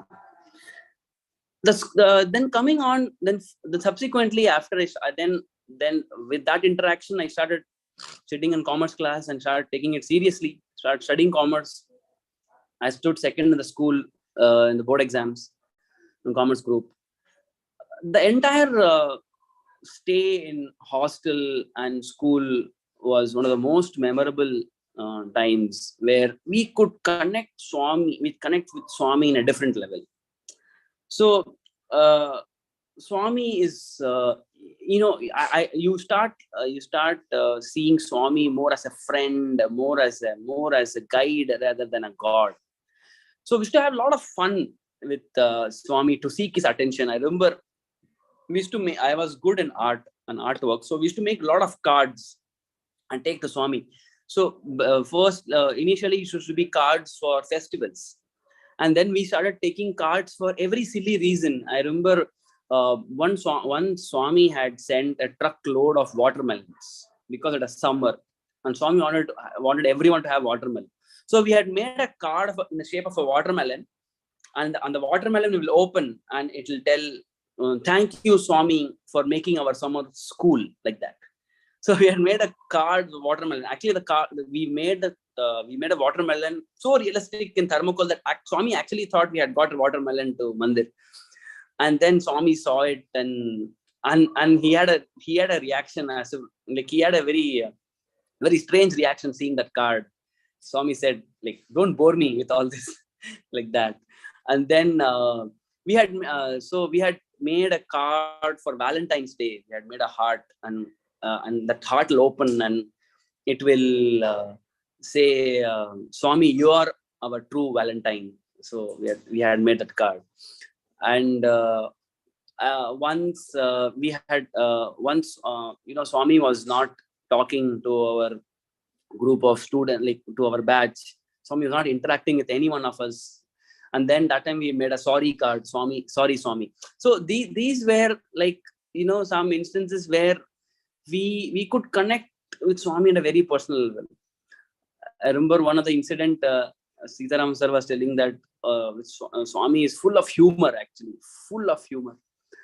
So I remember this incident when long back, one of my senior students shared that in the 2000s, when Swami had come once to school hostel, and he was visiting the stores, the departmental stores, in the hostel. So there was one student. He had a very big, unique wish or a prayer that he wants to take Pada Namaskar of Swami, but he wants to be there at Swami's feet for 2 minutes. So that was his prayer. Deep within, he has not shared with anyone. Deep within, he had that prayer. And then, so Swami had come to stores, as I told you, departmental stores. And he was working in stores. So all the stores boys had got the opportunity to take Pada Namaskar. So he was taking blessings. He was taking blessings, Pada Namaskar. So 5 seconds over, 10 seconds over, he's not getting up. He's there only. And Swami is talking, Swami is looking at the items in the departmental store. As Sitaram Saraswati, Swami's attention to detail, every small thing Swami will ask. Swami is talking, and more than 40 seconds over, still the boy is on Swami's feet, literally on Swami's feet. 1 minute over, 1.5 minutes over, still the boy is in the feet, and the teachers got worried, like, did he faint or something wrong? But Swami is continuing as if nothing is happening. There is no one down. 2 minutes over, and then Swami leaves the store, and he gets up, and here his face is red like cherry, and his eyes are filled with water and tears. His nose is bulged. All were shocked, like, what happened to you? Swami moved ahead from the stores, and all the boys were curious, like, what did happen? Like, why were you at Swami's feet for so long? He said that, I don't know, brothers. Actually, I had a strange prayer that I want to have Padamskar for 2 minutes. Because I made the prayer. When I took Padamskar, Swami locked his nose with his toe and fingers and caught him so tight that he's not able to get up. Swami caught his nose. Unbelievable, actually, as I'm talking to you. Swami caught his nose and Swami is not leaving him to get up. And exactly after 2 minutes, Swami left his nose. So here is it, no? You should be very careful when you are praying to Swami. So he was telling that I will never pray to Swami for having a 2-minute Padamaskar. So see, and Swami didn't react at all. No one knows. And Swami just walked away after holding him for 2 minutes. So these are some beautiful instances when you hear, Swami, though Swami has been very strict in discipline, but he has his own share of humor to give all of us and, shower the unconditional love. So Swami used to come many times to hostel, as Sitaraman sir was telling, that, boys used to pray to Swami to give chance. And I think one of the most beautiful aspects with Swami, which I have heard from everyone, devotees, students, and people who had close interaction with Swami, that nothing is enough with Swami. Like, you talk to him for a full day, and next day you want to talk to Swami. So as sir was telling that, he would have had multiple experiences, but that day when he was serving rice, he still wants to have an interaction with Swami. So that you never settle. You never settle with Swami. You always want more and more and more. But remember, as a student, this is one of the best lessons. One of the very good lessons I learned from a teacher. He said that. So we were expressing to him that he was from the 70s and the 80s batch, and we were expressing, sir, you're so lucky, you're so fortunate to be with Swami, and now Swami has distanced from us. So I think when I joined school that time, Swami was using a wheelchair. So he said one fact, and I think it's a great lesson for all of us. He said, in the 70s when they joined, so when Swami, as sir was telling, that Swami used to actually come and wake them up, and Swami used to sit on their bed and talk.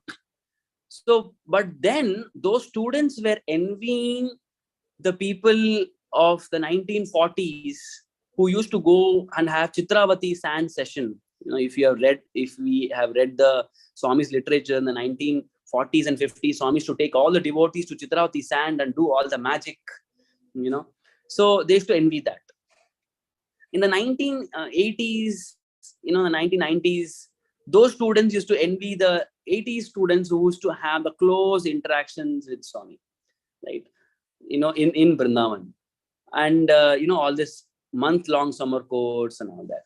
The 2000 batch students used to envy the 90s batch students because they used to have interview sessions. 90s Swami used to give every batch interview, every student personal Padamaskar, Vibhuti Prasadam and all that. So there is no end to envy, basically. So he used to tell that, just live with the present. Whatever you are getting, it is the will of Swami. Accept it and change it. Because what moment you're getting today, you may not get it tomorrow. So with that, I think those lessons helped us to live in the present and not just complain that, or not just, feel bad about that we have missed out. Whatever it is, whatever you are getting, be it interaction, be it chance, or be it a proximity, it's all his will. And just accept it, live at the present, and then cherish that moment in such way that, you remember it forever. So even now, when we lack the physical proximity of Swami has trained us, the slow transition of the way he distanced from everyone physically is actually a training, so that we understand that it is not the physical personality of Swami itself. It's the entire Satya Sai system which he has set up. This Parayanam sessions, this bhajans, this samiti, seva activity, gram seva, this entire magnificent Kulwant Hall is everything Swami. Right? Swami is not only that body. Everything is Swami. We are connecting on a Sunday, talking about Swami is Swami itself. Right? So that is I think, is a key takeaway for every one of us being in Satyasai system. So I think the paucity of time, I'll just just tell one or two experiences, personal experiences, and I'll conclude. So this is one very close experience to me. When I joined school, all the students get an opportunity to give Aarati to Swami, and you can give a rose to Swami. So I had got this opportunity in December 2008 to give coconut Aarati. So taking out the evil. So basically coconut Aarati you take to take out the evil of a person, but here as students we are taking out the evil of Swami. But it's all about chance, right? There's no logic in it. How can you take the evil, the evil drishti from Swami? But it's a chance. You get a chance to offer a coconut Aarati to Swami, then Swami will call you. So the background for this experience was my parents had named me Arvind when I was born. And for some strange reason, I couldn't pronounce my name Arvind, and I had to tell my name is Aditya. So finally, they decided me to keep my name Aditya itself. So official documents, everything was Aditya. Though at home, they still call me Arvind. At one point of time, when I was 8th and 9th, where logical reasoning hits you, you're looking everything in a scientific manner. I was quite worried that at that point of time I could pronounce my name Arvind. So should I change my name back to Arvind? Because you're blessed to have the name which the parents have kept, right? So and here I was naming myself. So that was not quite comfortable for me. So I was contemplating on that. Should I change my name to Arvind back? So and Swami clarified the doubt, in a very very easy manner. So during my school days, as I said, on 2008 December, I got this chance to offer a coconut Aarati to Swami. I had written a beautiful letter to Swami, expressing my experience in school and so we used to write letters every day. So literally every day. So what breakfast we had, what we did, what are the classes, so even if we are, we need to complain about some subject or some friend, we used to write a letter and give it to Swami. So in this letter, I had written telling that, expressing my interest to what I want to pursue further and all that. Then while doing my signature, I was writing your loving child. And then I got a doubt, what should I write? Should I write Aditya, which is my official name, or should I write Arvind? At that point of time, I just left it. I will not write my name only. I'll just write your loving child. And I folded the letter and I gave it to Swami. After offering the Aarati, I sat in front of Swami. This was in Bhajan Hall. Those days, bhajans used to happen in Bhajan Hall. So I was just sitting at the lotus feet. Swami took my letter. Swami read the letter for around 40 seconds, 50 seconds. He read the letter of the contents of the letter. Then he called me and he kept his hand on my head. I was so thrilled. I was actually having very close, proximity with Swami. I could literally hear Swami's breath. That close I was. Such a magical feeling. I could see the unconditional love aura there when I was so close to him. I could feel that. And I sat down. Swami was continuing to read the letter. And then Swami, and I was looking at his feet. I was looking at Swami, I was looking at his feet, both. When I was looking at his feet, suddenly a teacher beside me poked me. He poked me and he said, look up. Then I looked up, Swami called me Aditya, Swami told. I got up and it was like a confirmation, like, what Swami? Like that, aim Swami, I asked in Telugu. And Swami told, Aditya ni peru kada? Swami told, Aditya is your name. The immediate, see, many things you plan, but it doesn't happen when you're in front of Swami. Whatever he has decided will come out from your mouth. So it said, Swami, whatever you say.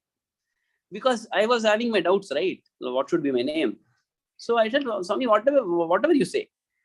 Swami gave a smile. And then Swami asked, what do you want? Aim cover. I said, Swami, I want to be with you always. Swami told, Tappakunda. Swami told, definitely. Then I asked Swami, can I take Padamskar again? Swami told, take. Then I took Padamskar and I sat down.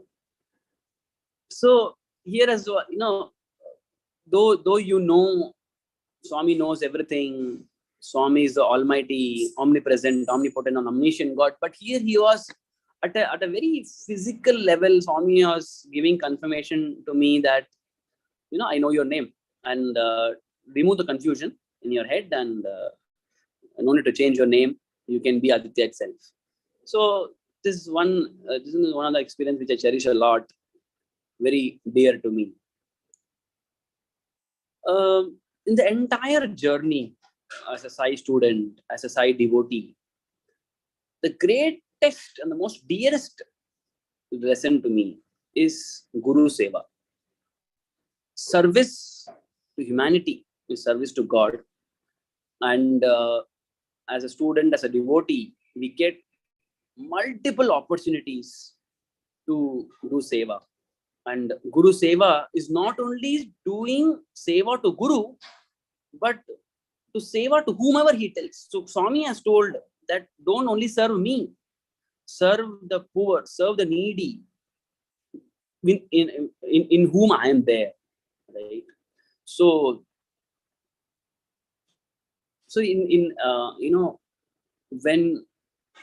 when you sit in the dark room and you ask God that what is the path should I take? What is the right path which will bring me peace? Satya Swarupa Rah Dikhavo Sai Guru Deva. Satya Swarupa Rah Dikhavo Sai Guru Deva. Swami, what is the path? Show me the path which I need to take. And Swami responds, Guru Seva Bina Nirvan Nahi Jaya Sai Guru Deva. Guru Seva Bina Nirvan Nahi Jaya Sai Guru Deva. Jaya Sai Guru Deva. Sai Guru Deva. Guru Seva Bina Nirvan Nahi Jaya Sai Guru Deva. Guru Seva Bina Nirvan Nahi Jaya Sai Guru Deva. Let us all have one prayer that Swami, please give opportunity to serve and feel that satisfaction of serving. Feel the inner joy and peace by serving others. In Vedam it says that Tyage Neke Amrutatva Manasha. Only by sacrifice you can get immortality. So when we do our service activity as part of the Satya Sai Seva organization, we are not serving the needy, we are serving the Swami. And as Sitaraman sir was telling beautifully, that Swami has told, don't pray that something should happen to people or some people should be poor. So Swami will create opportunity so that we get satisfaction. So the poor people, the needy people don't need us. We need the opportunity to serve them so that we get the joy and satisfaction in inner peace. I would end with a small incident, which is a beautiful lesson which Swami taught all the students. Swami is in Tarai Brindavan. All the students were seated in front of him, very close to him. And Swami had a piece of paper. Swami wanted to write something. And Swami just looked at a boy. He understood that Swami wanted pen. He immediately took his pen and gave it to Swami. right? In a jiffy. Swami took the pen, Swami started writing. After some time, the pen stopped working. The moment the pen stopped working, another boy offered a pen. Swami took that pen. This incident may be so mundane and so normal, but it has a deep lesson. And Swami actually spoke about this incident. Swami said, there are two types of pen here. The first time, you need to be ready. You need to be ever ready. You don't know when the opportunity will come. You don't know when Swami will give the opportunity, but you need to be ever ready. To be that ever ready, firstly, you shouldn't be physically fit, right? Because there's some seva opportunity, but you will not. If you're not physically fit, then how will you do the seva opportunity? You should be physically fit, and you should be mentally ready to grab an opportunity. That is first. Second is, so look at this. So the first pen was ready to be at the service of Swami. But when the first pen Swami was using, after some time it stopped working because you didn't have the ability. You couldn't continue to, serve Swami. But the second pen, which lost the opportunity to be the first, to be quick in the first time, it didn't get disappointed. It didn't get disheartened, but actually was ready still, because when the first pen didn't work, Swami took the second pen. So in life or in our activities, there may be times that we may not get the opportunity at one point of time, and we should not get dejected. If someone else is getting an opportunity, it's fine. You be ready, because you never know when the opportunity will knock at your doors. And at that point of time, if you're ready and if you're awake, Swami will use you as one of the most important instruments in his mission. So I have personally, followed this beautiful teaching which Swami taught everyone using just 2 pens, that be available, have the ability to perform, and never get dejected. Never get dejected or never regret that you have lost an opportunity. The opportunity will keep coming again and again. It's all about, are you willing to look at the opportunity? Are you ready to look at the opportunity? So with that, I think I have reached my time limit. So with that, I will conclude my sharing of experiences. I would thank the organizers for inviting me on this holy day of Aradhana, where we could get an opportunity to come together, to think about Swami, to hear about Swami and talk about Swami. At the end, I would like to offer my obeisance at the feet of my physical mother, because of whom I am here, and the divine lotus feet of our divine mother Sai, who is in all of us, and who is actually speaking through me, and who is actually hearing inside me. Thank you, Sai Ram, and have a lovely day. Sai Ram, wow, such a divine experiences. Thank you so much for sharing, Aditya. So now we'd like to open up the floor for a question and answer session for both the guest speakers. So let's see. Anyone please feel free to unmute any questions or any comments. See, Sai Shivakumar, do you have any questions or any comments? Sure. Sairam Ji Aditya, or he's fondly known as Gadi for us, not Ji Aditya. So hope you remember me. I'm your junior, I guess. Yeah, so it was a nice talk, and thank you for taking me back to our college hostel days. I still remember, we used to have Parayanam sessions after the night prayer. So that was one of the fondly memories that I still have. And while ending your talk, you mentioned that be ready, and Swami gives you an opportunity to use and satisfy ourselves. So I know that I've lived in both the worlds, where on campus in Puttaparthi or at Vrindavan, it's only Swami wherever we go.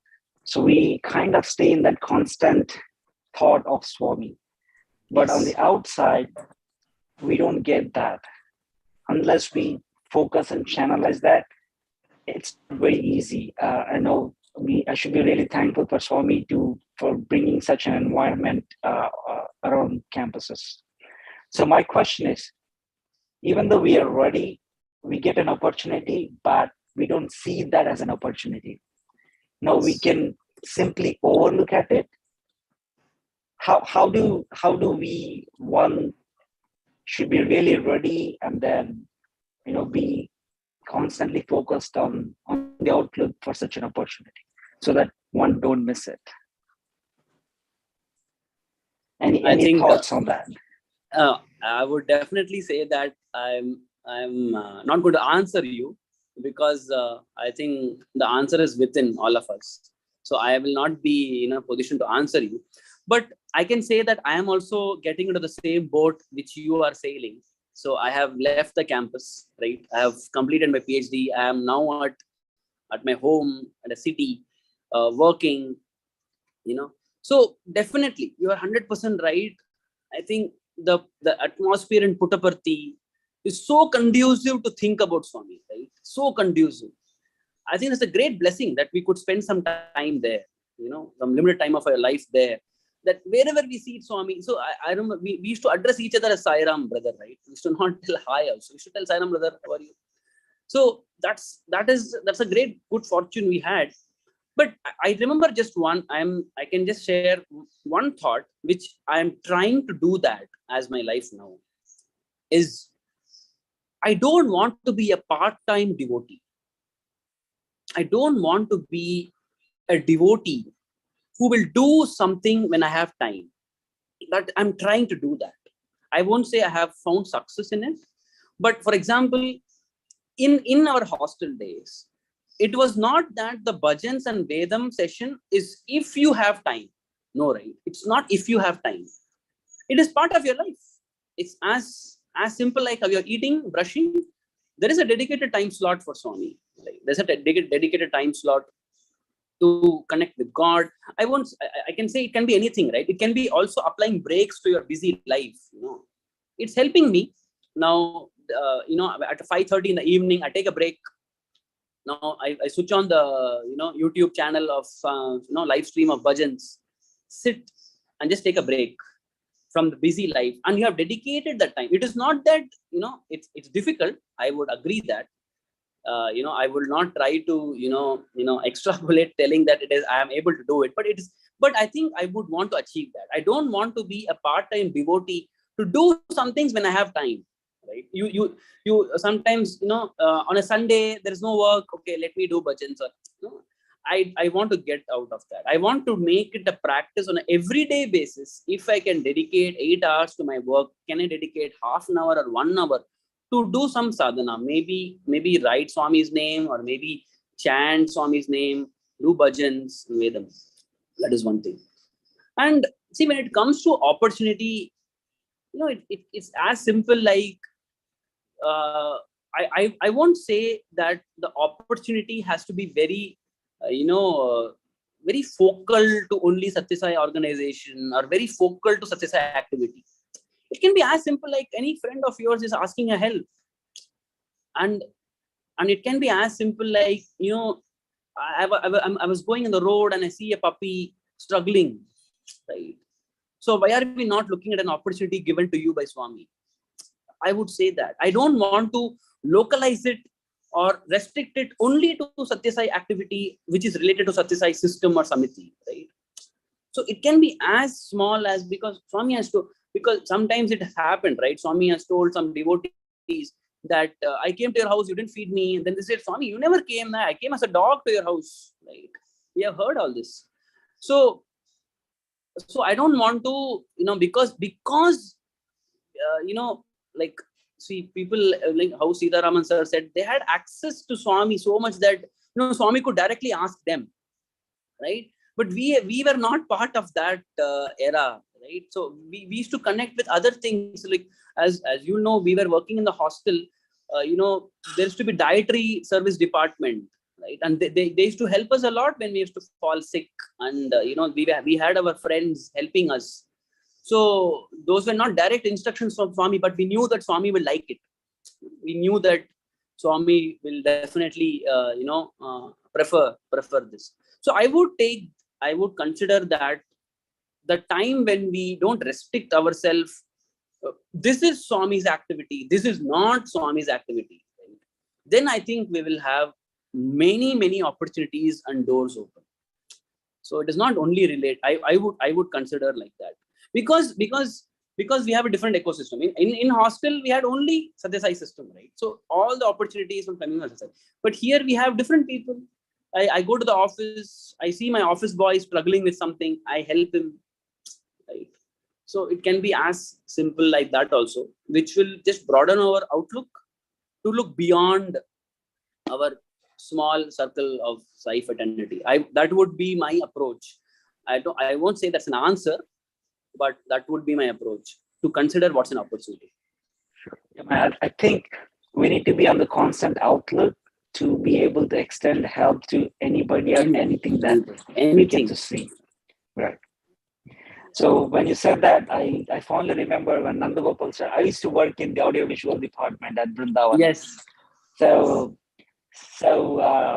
we used to arrange Swami's chair on the podium in Sairam Hall before the Samarpan session. So Nandagopal sir used to tell me, Swami, behave like, Swami is sitting in the chair. So Yes. you are setting the chair. So you need to be, so when Swami is physically present, how would you behave and what Swami likes and so what Swami doesn't like doing that. Yes. So that kind of feeling that, be on the outlook, like he's around us. He's around Yes. us watching us. So just be, no, it's a nice incident. I just remember when you said that. Yeah. I remember you all used to sacrifice a lot of your time to do the setup for Samarpan and one with Sai. So these are small things which no one forced us to do. No one came with a stick to do that. It came from within, and then end of the day, what is the output? The joy the devotees were getting listening to them, right? So you are the Right. all the students are the backbone for these programs, and then finally, when the program goes well, you have the satisfaction that so many people got joy and they were happy. Joy. I think that's so phenomenal, right? You get joy when others are feeling happy, right? It's so unconditional, beautiful. I think these small instances which we reflect now when we are away from that hostel system, right? So we don't realize then, but how much of time we gave for others' happiness, and that gave joy to us. Right. I think Swami also lived And one this of the right for a student. So one of the other instances I remember is like only Vrindavan students get an opportunity to sleep in Kulwant Hall. Yes. When we say the East Prashant, and nobody else gets it. And it was Correct. very, very, very fondful memories of those, like sleeping in front Yes. of with sorry to interrupt. Mahasamadhis. Just I was also a Vrindavan student, and one of the best times was Kulwant, when we were sleeping at Yes. especially Very true. one instance, brother. There's around 1 o'clock Swami came outside. So once we were actually watching at the house and imagining if Swami comes now. So then 1 hour we were doing conversation, and suddenly Swami came actually outside, and he actually gifted a sari to some of the old devotees, and he just glanced to us, and he just did he just blessed us with a hand and he went away. So those kind of experiences we have only for Vrindavan students. Yes. So okay, bro. Yeah, please continue. Wonderful. I think that East Prashanti stay also is a great training ground for all of us. How to live with the most minimal things in life. I think Swami has always encouraged that, simple living, high thinking. I think East Prashanti, if you can live in East Prashanti as a Vrindavan student, you can live anywhere on earth, Especially morning at 3 o'clock, they will wake us up, and we have to come back and to take bath, and of course brushing and everything. A big line will be there. Just for the benefit of everybody, I think there used to be 100 plus students on each floor of East Prasanthi. So it's like we won't get more than 5 feet by 2 feet. 5 feet by 4, 3.5. That's it. That's it. And And the problem will be the people who are sleeping in mandir. As sir was telling, they'll come back at 3, they won't find place inside. No way. Beautiful. I think these are some wonderful memories. And around 6 o'clock or 6 o'clock, by the time the water will get over. Yes. So Yes. again, we have to wait for some time, and 9 o'clock we have to leave because warden will be there, and Narsimurthy sir, he will be there, and so he will be checking if everybody has gone to mandir on time or not. So Yes. and the best thing was when we used to have 24-hour bhajan. So that time we used to enjoy a lot. So we used to go to mandir and come back to the East Prashanti. So or go to the South Indian canteen for a tea and bread that time. South Indian canteen. Midnight. Nice. Wonderful. There are so many fond memories. And one other incident that I would like to remember is after every Shivratri, the overnight bhajans, the morning first thing is after the Suprabhatam and some bhajans, we will distribute prasadam, pulihora and chak pongal to every devotee present within Prashant Nilayam. And students used to get ready and then come and then serve pulihora and pongal to everybody. So it's a joy to serve prasadam to everybody. And after that, the taste of pongal and pulihora, I don't get that anywhere else. Definitely. Yeah. Beautiful. We can throw the floor open to others if they have any questions. Madam brother, if I want to add a few more things. Yes, sir. Swami said, if you wait for opportunity to serve, you will not get it in your lifetime. See, you have to grab. Swami physically demonstrated to us when an opportunity comes, how we have to hold the opportunity to serve. Swami physically showed us. He kept his hands like this, and you should not put like this. If you put like this, that may slip off from the fingers. Yeah, there's small gap in between the fingers, and it may slip. Swami physically shown us you have to grab it like this. Put one hand and the other. So you have to you do not wait for the opportunity. You should look for the opportunity and grab it. So service, Swami said, simple. There is a requirement and you can fulfill that. That itself is seva. Not doing big things. So I think you got the answer. So we don't have to wait for the opportunity to come and knock our door. We have to search for the opportunity and do it. There is a requirement and you know that you can fulfill that. Please do that.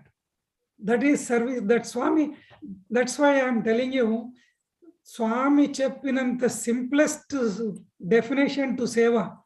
అవసరం ఉన్నది, చేయగల సమర్థత ఉన్నది, ఈ రెండు కలిస్తే సేవ అని చెప్పారు స్వామి.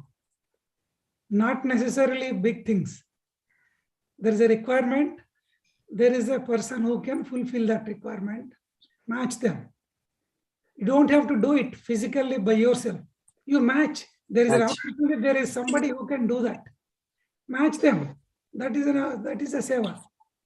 So if we look around like that, you get plenty of opportunities. There is no limit for that. And there is no competitor because everybody has an opportunity to do service. Okay. Sai Ram. Thank you, sir. Thank you, sir. Thank you so much, Sai Shivakumar and Srinivas for those questions and comments. It was a truly amazing session. It was almost like a Sai alumni panel talk. And of course, Sita Rama Sharma uncle for sharing your valuable thoughts on this topic. Anyone else have any questions? Please feel free to ask questions to both the guest speakers.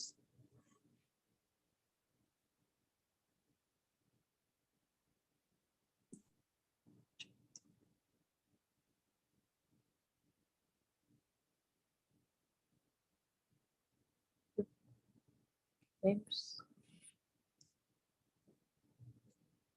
See, Moan Uncle, do you have any questions or comments that you would like to ask both the guest speakers?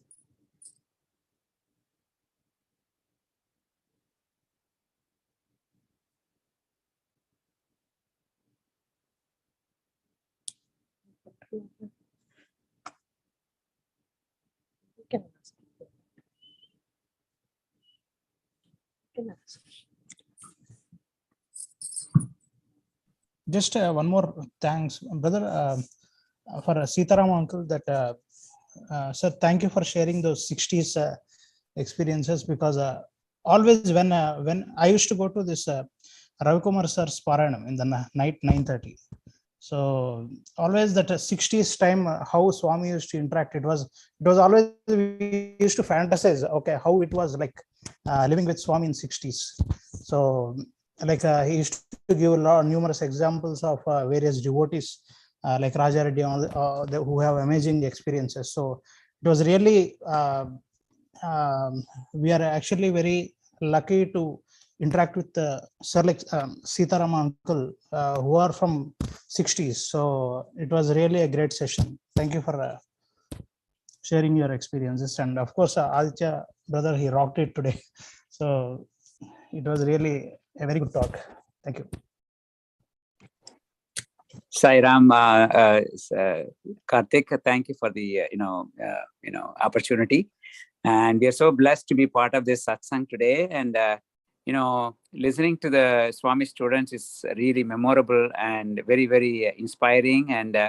And people who have worked for the Swami's organization and then did a lot of seva, we have to learn from their experience so beautifully. And it was as if we were, traveling with them in their, recalling the experiences.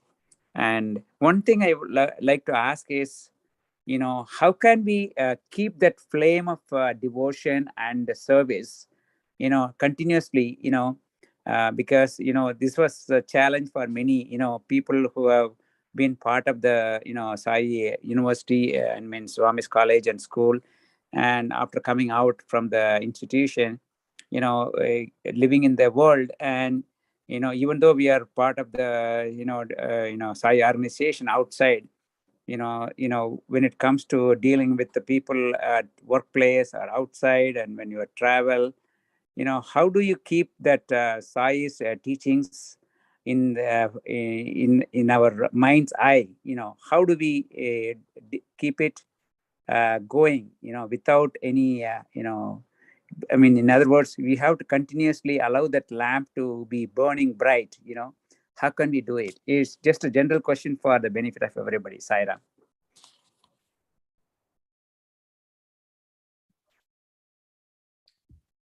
Arvind, you want to respond on that? Sir, I would request you to, I would want to get that wisdom from you, sir, actually. I will request you, sir. See, Swami told us one thing. The moment we renounce the doership, you are comfortable, you are in the comfortable zone. So nothing is attached to us. So we are detachedly attached or attachedly detached. Then we are in the society, but the society should not be. Swami, jokingly, he used to tell us, నువ్వు లోకంలో ఉండాలరా, లోకం నీలో ఉండకూడదు అని చెప్పారు Swami. You should be in the world, but the world should not be in you. He told is very simple way to listen, and we feel that it is easily understandable. But when it comes to the practice, it needs a lot of practice, perseverance, and detachedness. And first of all, that self. Most of the people say, it is travel from I to we. But Swami very subtly said, the travel is from I to I via we. This I is ego. This I is Atman. So this is universal I. The travel from individual I, ego, and merging with Paramatma through we, because we have to lose our identity. When is it possible to lose our identity? Only we merge with all others. We here means society. When we merge with the society, when we feel that we are part of the society and society is not different from me, naturally we get the answer. The reason for us feeling that we are not into Swamis or we are not able to do things is because we claim the doership. If we keep the responsibility, that's why Swami, while telling us in one of his after lunch discourses, informal discourses, Swami said, Re, మీరు నా చెయ్యి పట్టుకుంటే మీరు నా చెయ్యి వదిలేసి possibility ఉంది, పరిస్థితి ఉన్నది. కాబట్టి మీ ప్రేయర్ ఏముండాలంటే, స్వామి నా చెయ్యి నువ్వు పట్టుకో అని చెప్పాలి. ఎందుకంటే స్వామి పట్టుకుంటే వదలడు రా అని చెప్పి, నువ్వు వదిలించుకోవాలనుకున్నా నేను వదిలిపెట్టనని చెప్పారు Swami. That should be our prayer. Swami said, if you hold Swami's hands, there is a possibility of our hand slipping or leaving Swami's hand. That's why Swami said, our prayer should always be that Swami, you hold my hand and lead me. That means, in a very subtle way, Swami said, don't claim the doership. Leave everything to me. You just surrender to me. Then there is no question of our feeling that we are not doing anything because we are not the doer. When you are not the doer, how can you feel that you are not doing anything? So, first of all, we must have that firm faith in Swami, and we always should pray that he should lead us. He should show us because he is the path, he is the goal, he is the movement, he is the mover, and he is the one who is inside us and making us move. Everything is he. Where are we? When we are not there anywhere, how can we claim that we are doing? That's why Swami said it is Maya. So we are in delusion that it is being done by us, by me, but we are not doing anything. Swami said, the moment you want to have darshan or you want to talk to me, you feel that you got the idea of talking to Swami. Swami said, Ure, alochane ichindi nene, alochane nenani chepparu Swami. How great is it? A feeling anta great ga untundi. Swami himself is the thought. He is the one who seats that thought in our brain. And where are we? Where is our brain?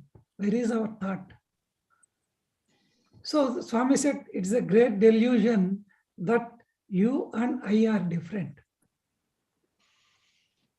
We are the same. I am always there in you. And Swami said, I am waiting for people to pray to me, to ask me to do something.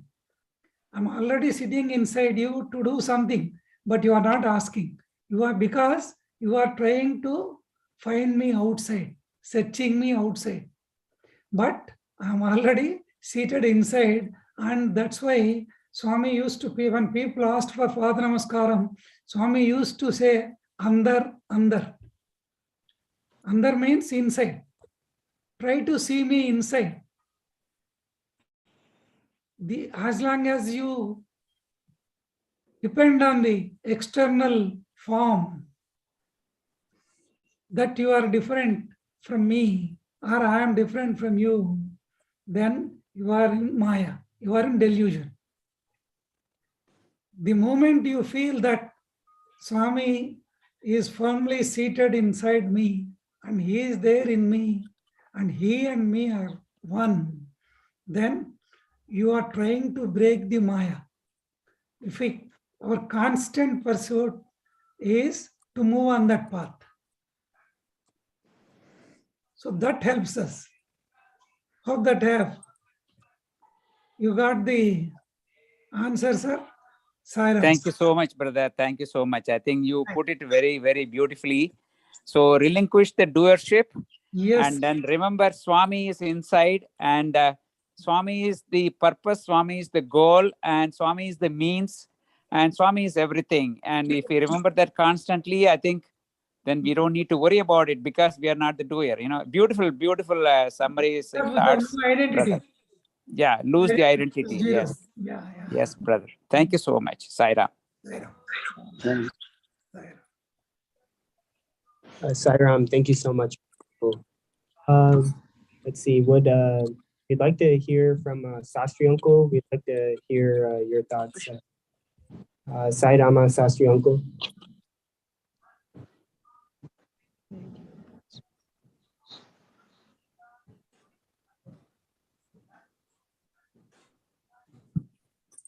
Sairama Sastri Uncle, can you hear us? I think you have to unmute yourself.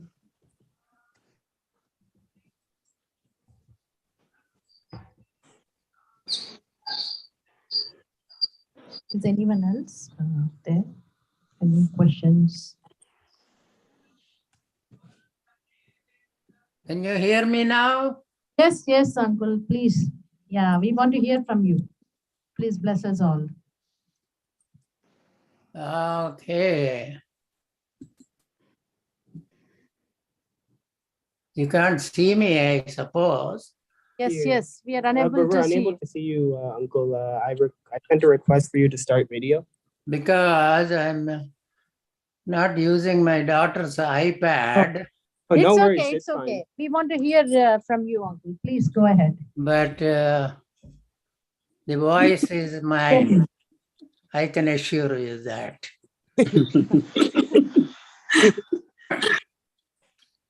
Now,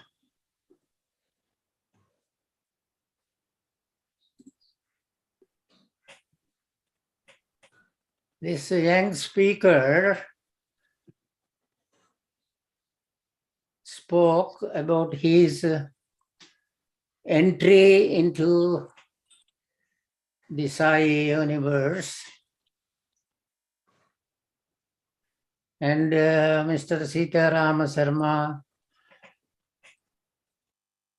described his sojourn in the Sai universe. And Sai Sivakumar shared his experience with the hostel and the East Prasanthi and all that. It's very nice to hear the voices of young and old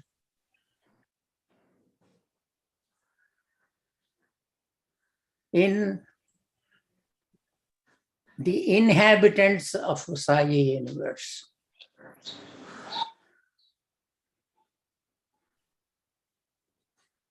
In one way, they are the Sai Kutumbam. In another way, they are Sai children.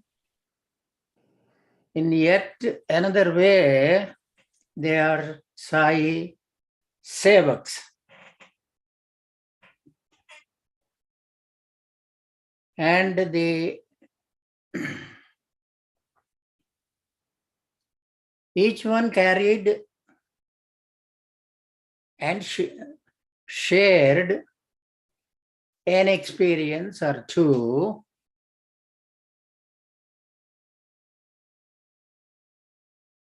and I would like to ask myself by first of all recollecting the bhajan song that in every almost bhajan session you people sing is remind me, O Lord, etc. And immediately, without waiting for Swami to remind you, you seem to answer, I am Om, etc. Now I would like to take those two sentences or these two lines and say that remind me, O Lord, who I am. And take the second line and say, I am Om. And usually we write Om as O-M. And therefore, I am true to myself by saying I am Om because I am an old man. O-M for me stands for old man. And therefore, can we say in that statement, I am YM. I'm a young man. What is young here? What is old here? How old is old? How young is young? And what we are searching for is the Sanatana Dharma. Is it old? Is it young? Is it perennially young? Is it perennially old?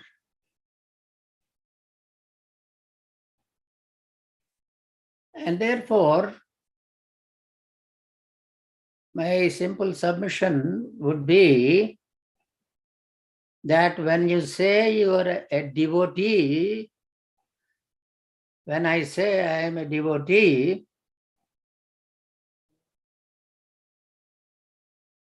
at what level of myself that I am devotee?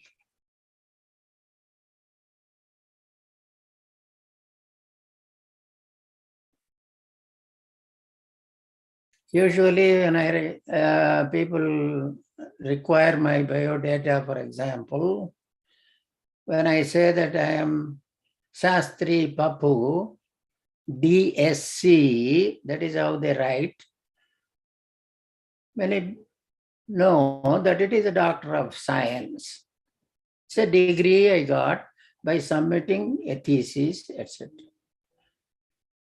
But I use that DSc to denote a particular aspect of myself as a devotee of science.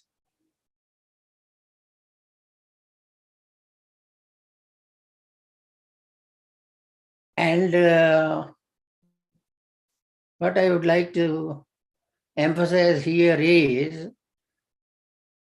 that the educational institutions that Swami has started with a certain purpose of bringing or rather recovering the principles of Sanatana Dharma and merging them with the modern day developments in human thinking about various disciplines. To what extent that has succeeded is a different topic altogether. But sometimes you cannot escape the fact that even in these institutions, there is the inroads being made by the conventional so-called modern day educational methods.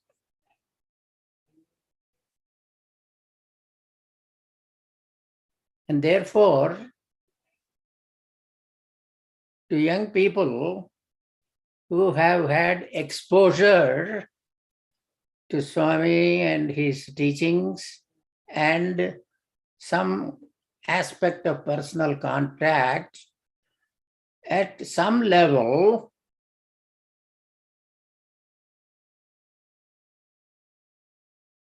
when they say that I am a student of, I am a devotee of, I know Swami, or I have associated with the Swami's institutions, etc. I believe it is a requirement on our part to wake up from our slumber from time to time and give a jolt to ourselves, saying that,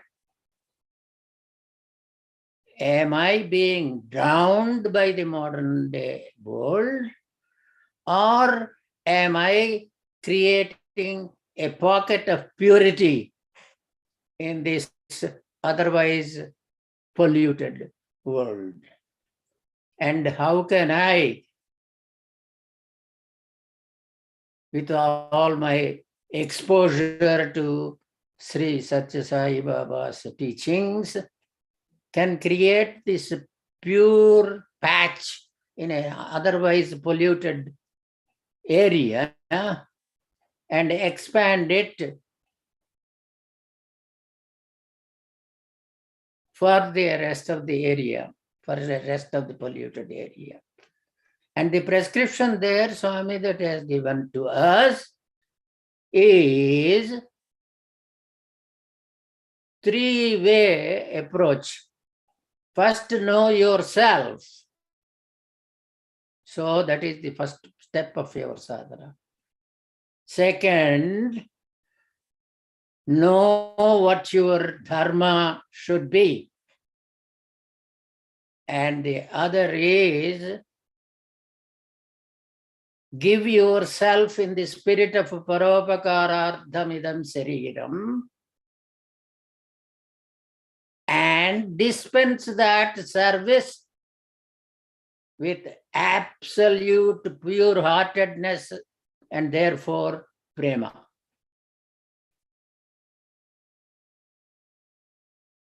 And therefore,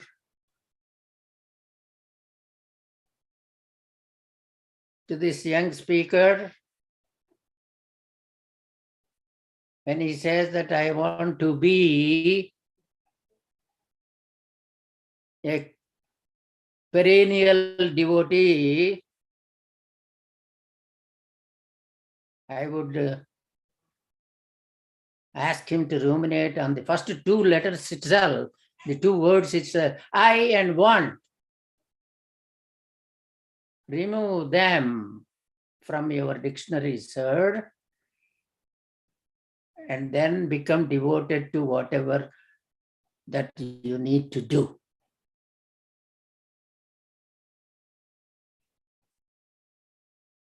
That is what the essence of Sai Avatar is. And that is the reason why in his prescription of 5 human values, he put the first thing first, namely his name itself is Satya. And the first human value that he placed for human beings is Satya. Because Satyameva Jayate, na Anrutam. And therefore, the constancy of your dedication, the everlastingness of your dedication is measured, is measurable by your abilities to adherence to Satya under all time to come and all circumstances to come, under all difficulties that you have to face.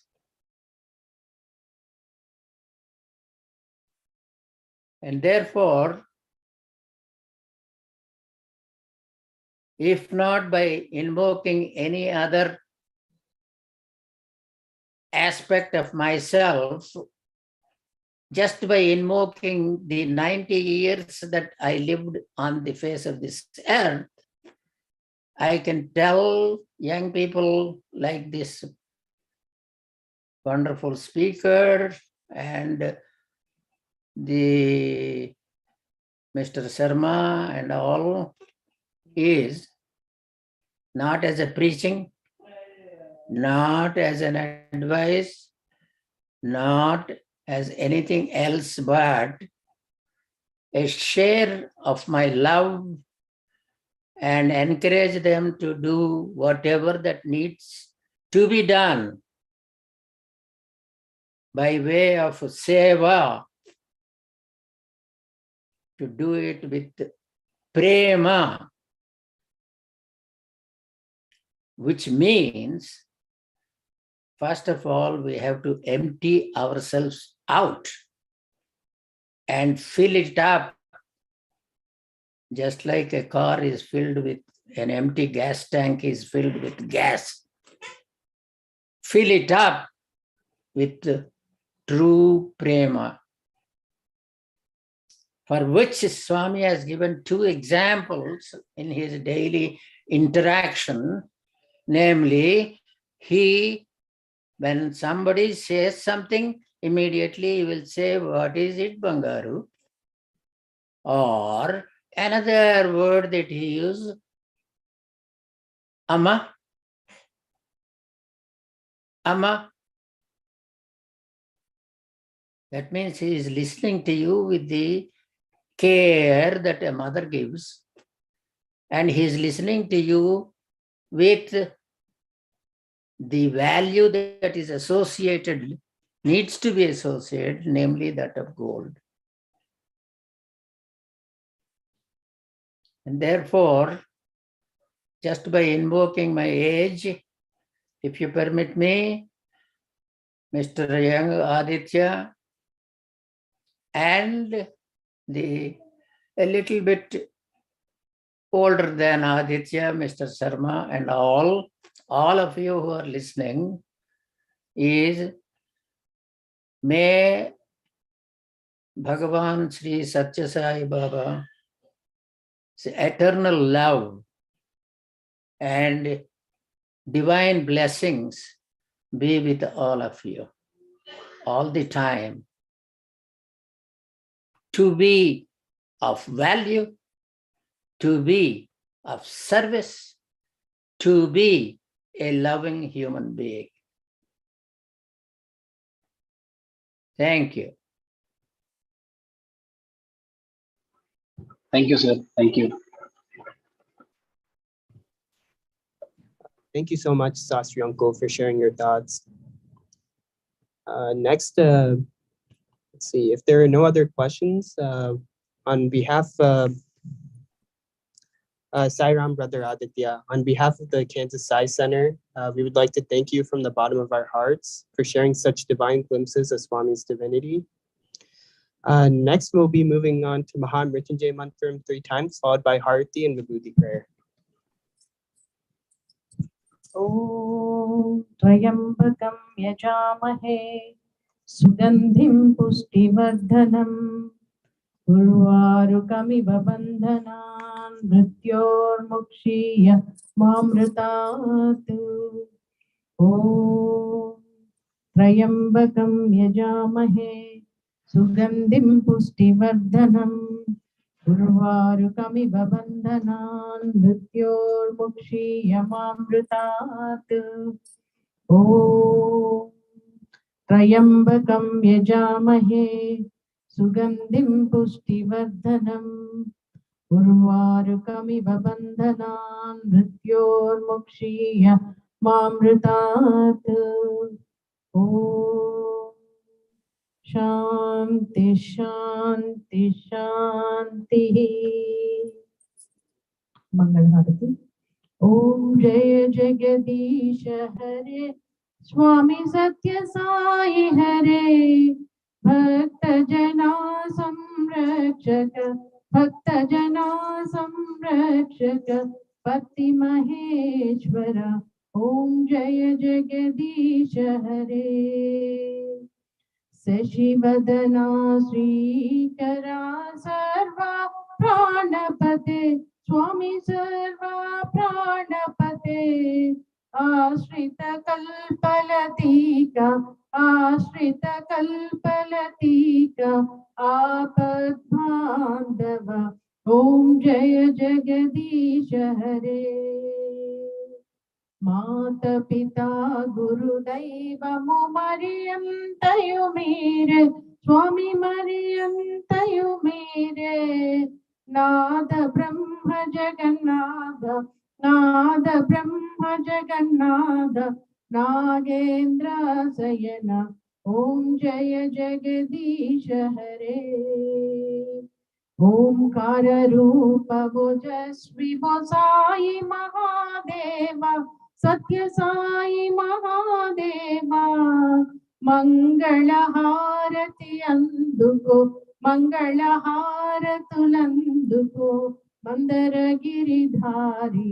Om Jaya Jagadisha Hare Narayana Narayana Om Satya Narayana Narayana Narayana Om Narayana Narayana Om Satya Narayana Narayana Om Satya Narayana Narayana Om Jai Sadguru Deva Sai Narayana Narayana Om Satya Narayana Narayana Narayana Om Narayana Narayana Om Satya Narayana Narayana Om Satya Narayana Narayana Om Jai Sadguru Deva Sai Narayana Narayana Om Satya Narayana Narayana Narayana Om Narayana Narayana Om Satya Narayana Narayana Om Satya Narayana Narayana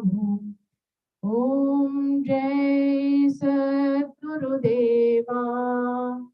Om Shanti Shanti Shanti. Samasta Lokaha Sukhino Bhavantu. Samasta Lokaha Sukhino Bhavantu. Samasta Lokaha Sukhino Bhavantu. Om Shanti Shanti Shanti. Jai Bolo Bhagwan Shri Satya Sai Baba Ji Ki Jai. Paramam Pavitram Baba Vibhutim Paramam Vichitram Leela Vibhutim Paramartha Ishtartha Moksha Pradhanam Baba Vibhutim Idamashayami. Sacred, holy, and supreme is Baba's Vibhuti, pouring forth in brilliant stream, display of Vibhuti.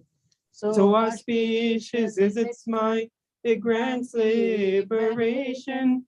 Baba's Vibhuti, its power protects us. Paramam Pavitram Baba Vibhutim, Paramam Vichitram Vida Vibhutim, Paramartha Ishtartha Moksha Pradhanam Baba Vibhutim Idamashayami. Sai Baba Vibhutim Idamashayami. Om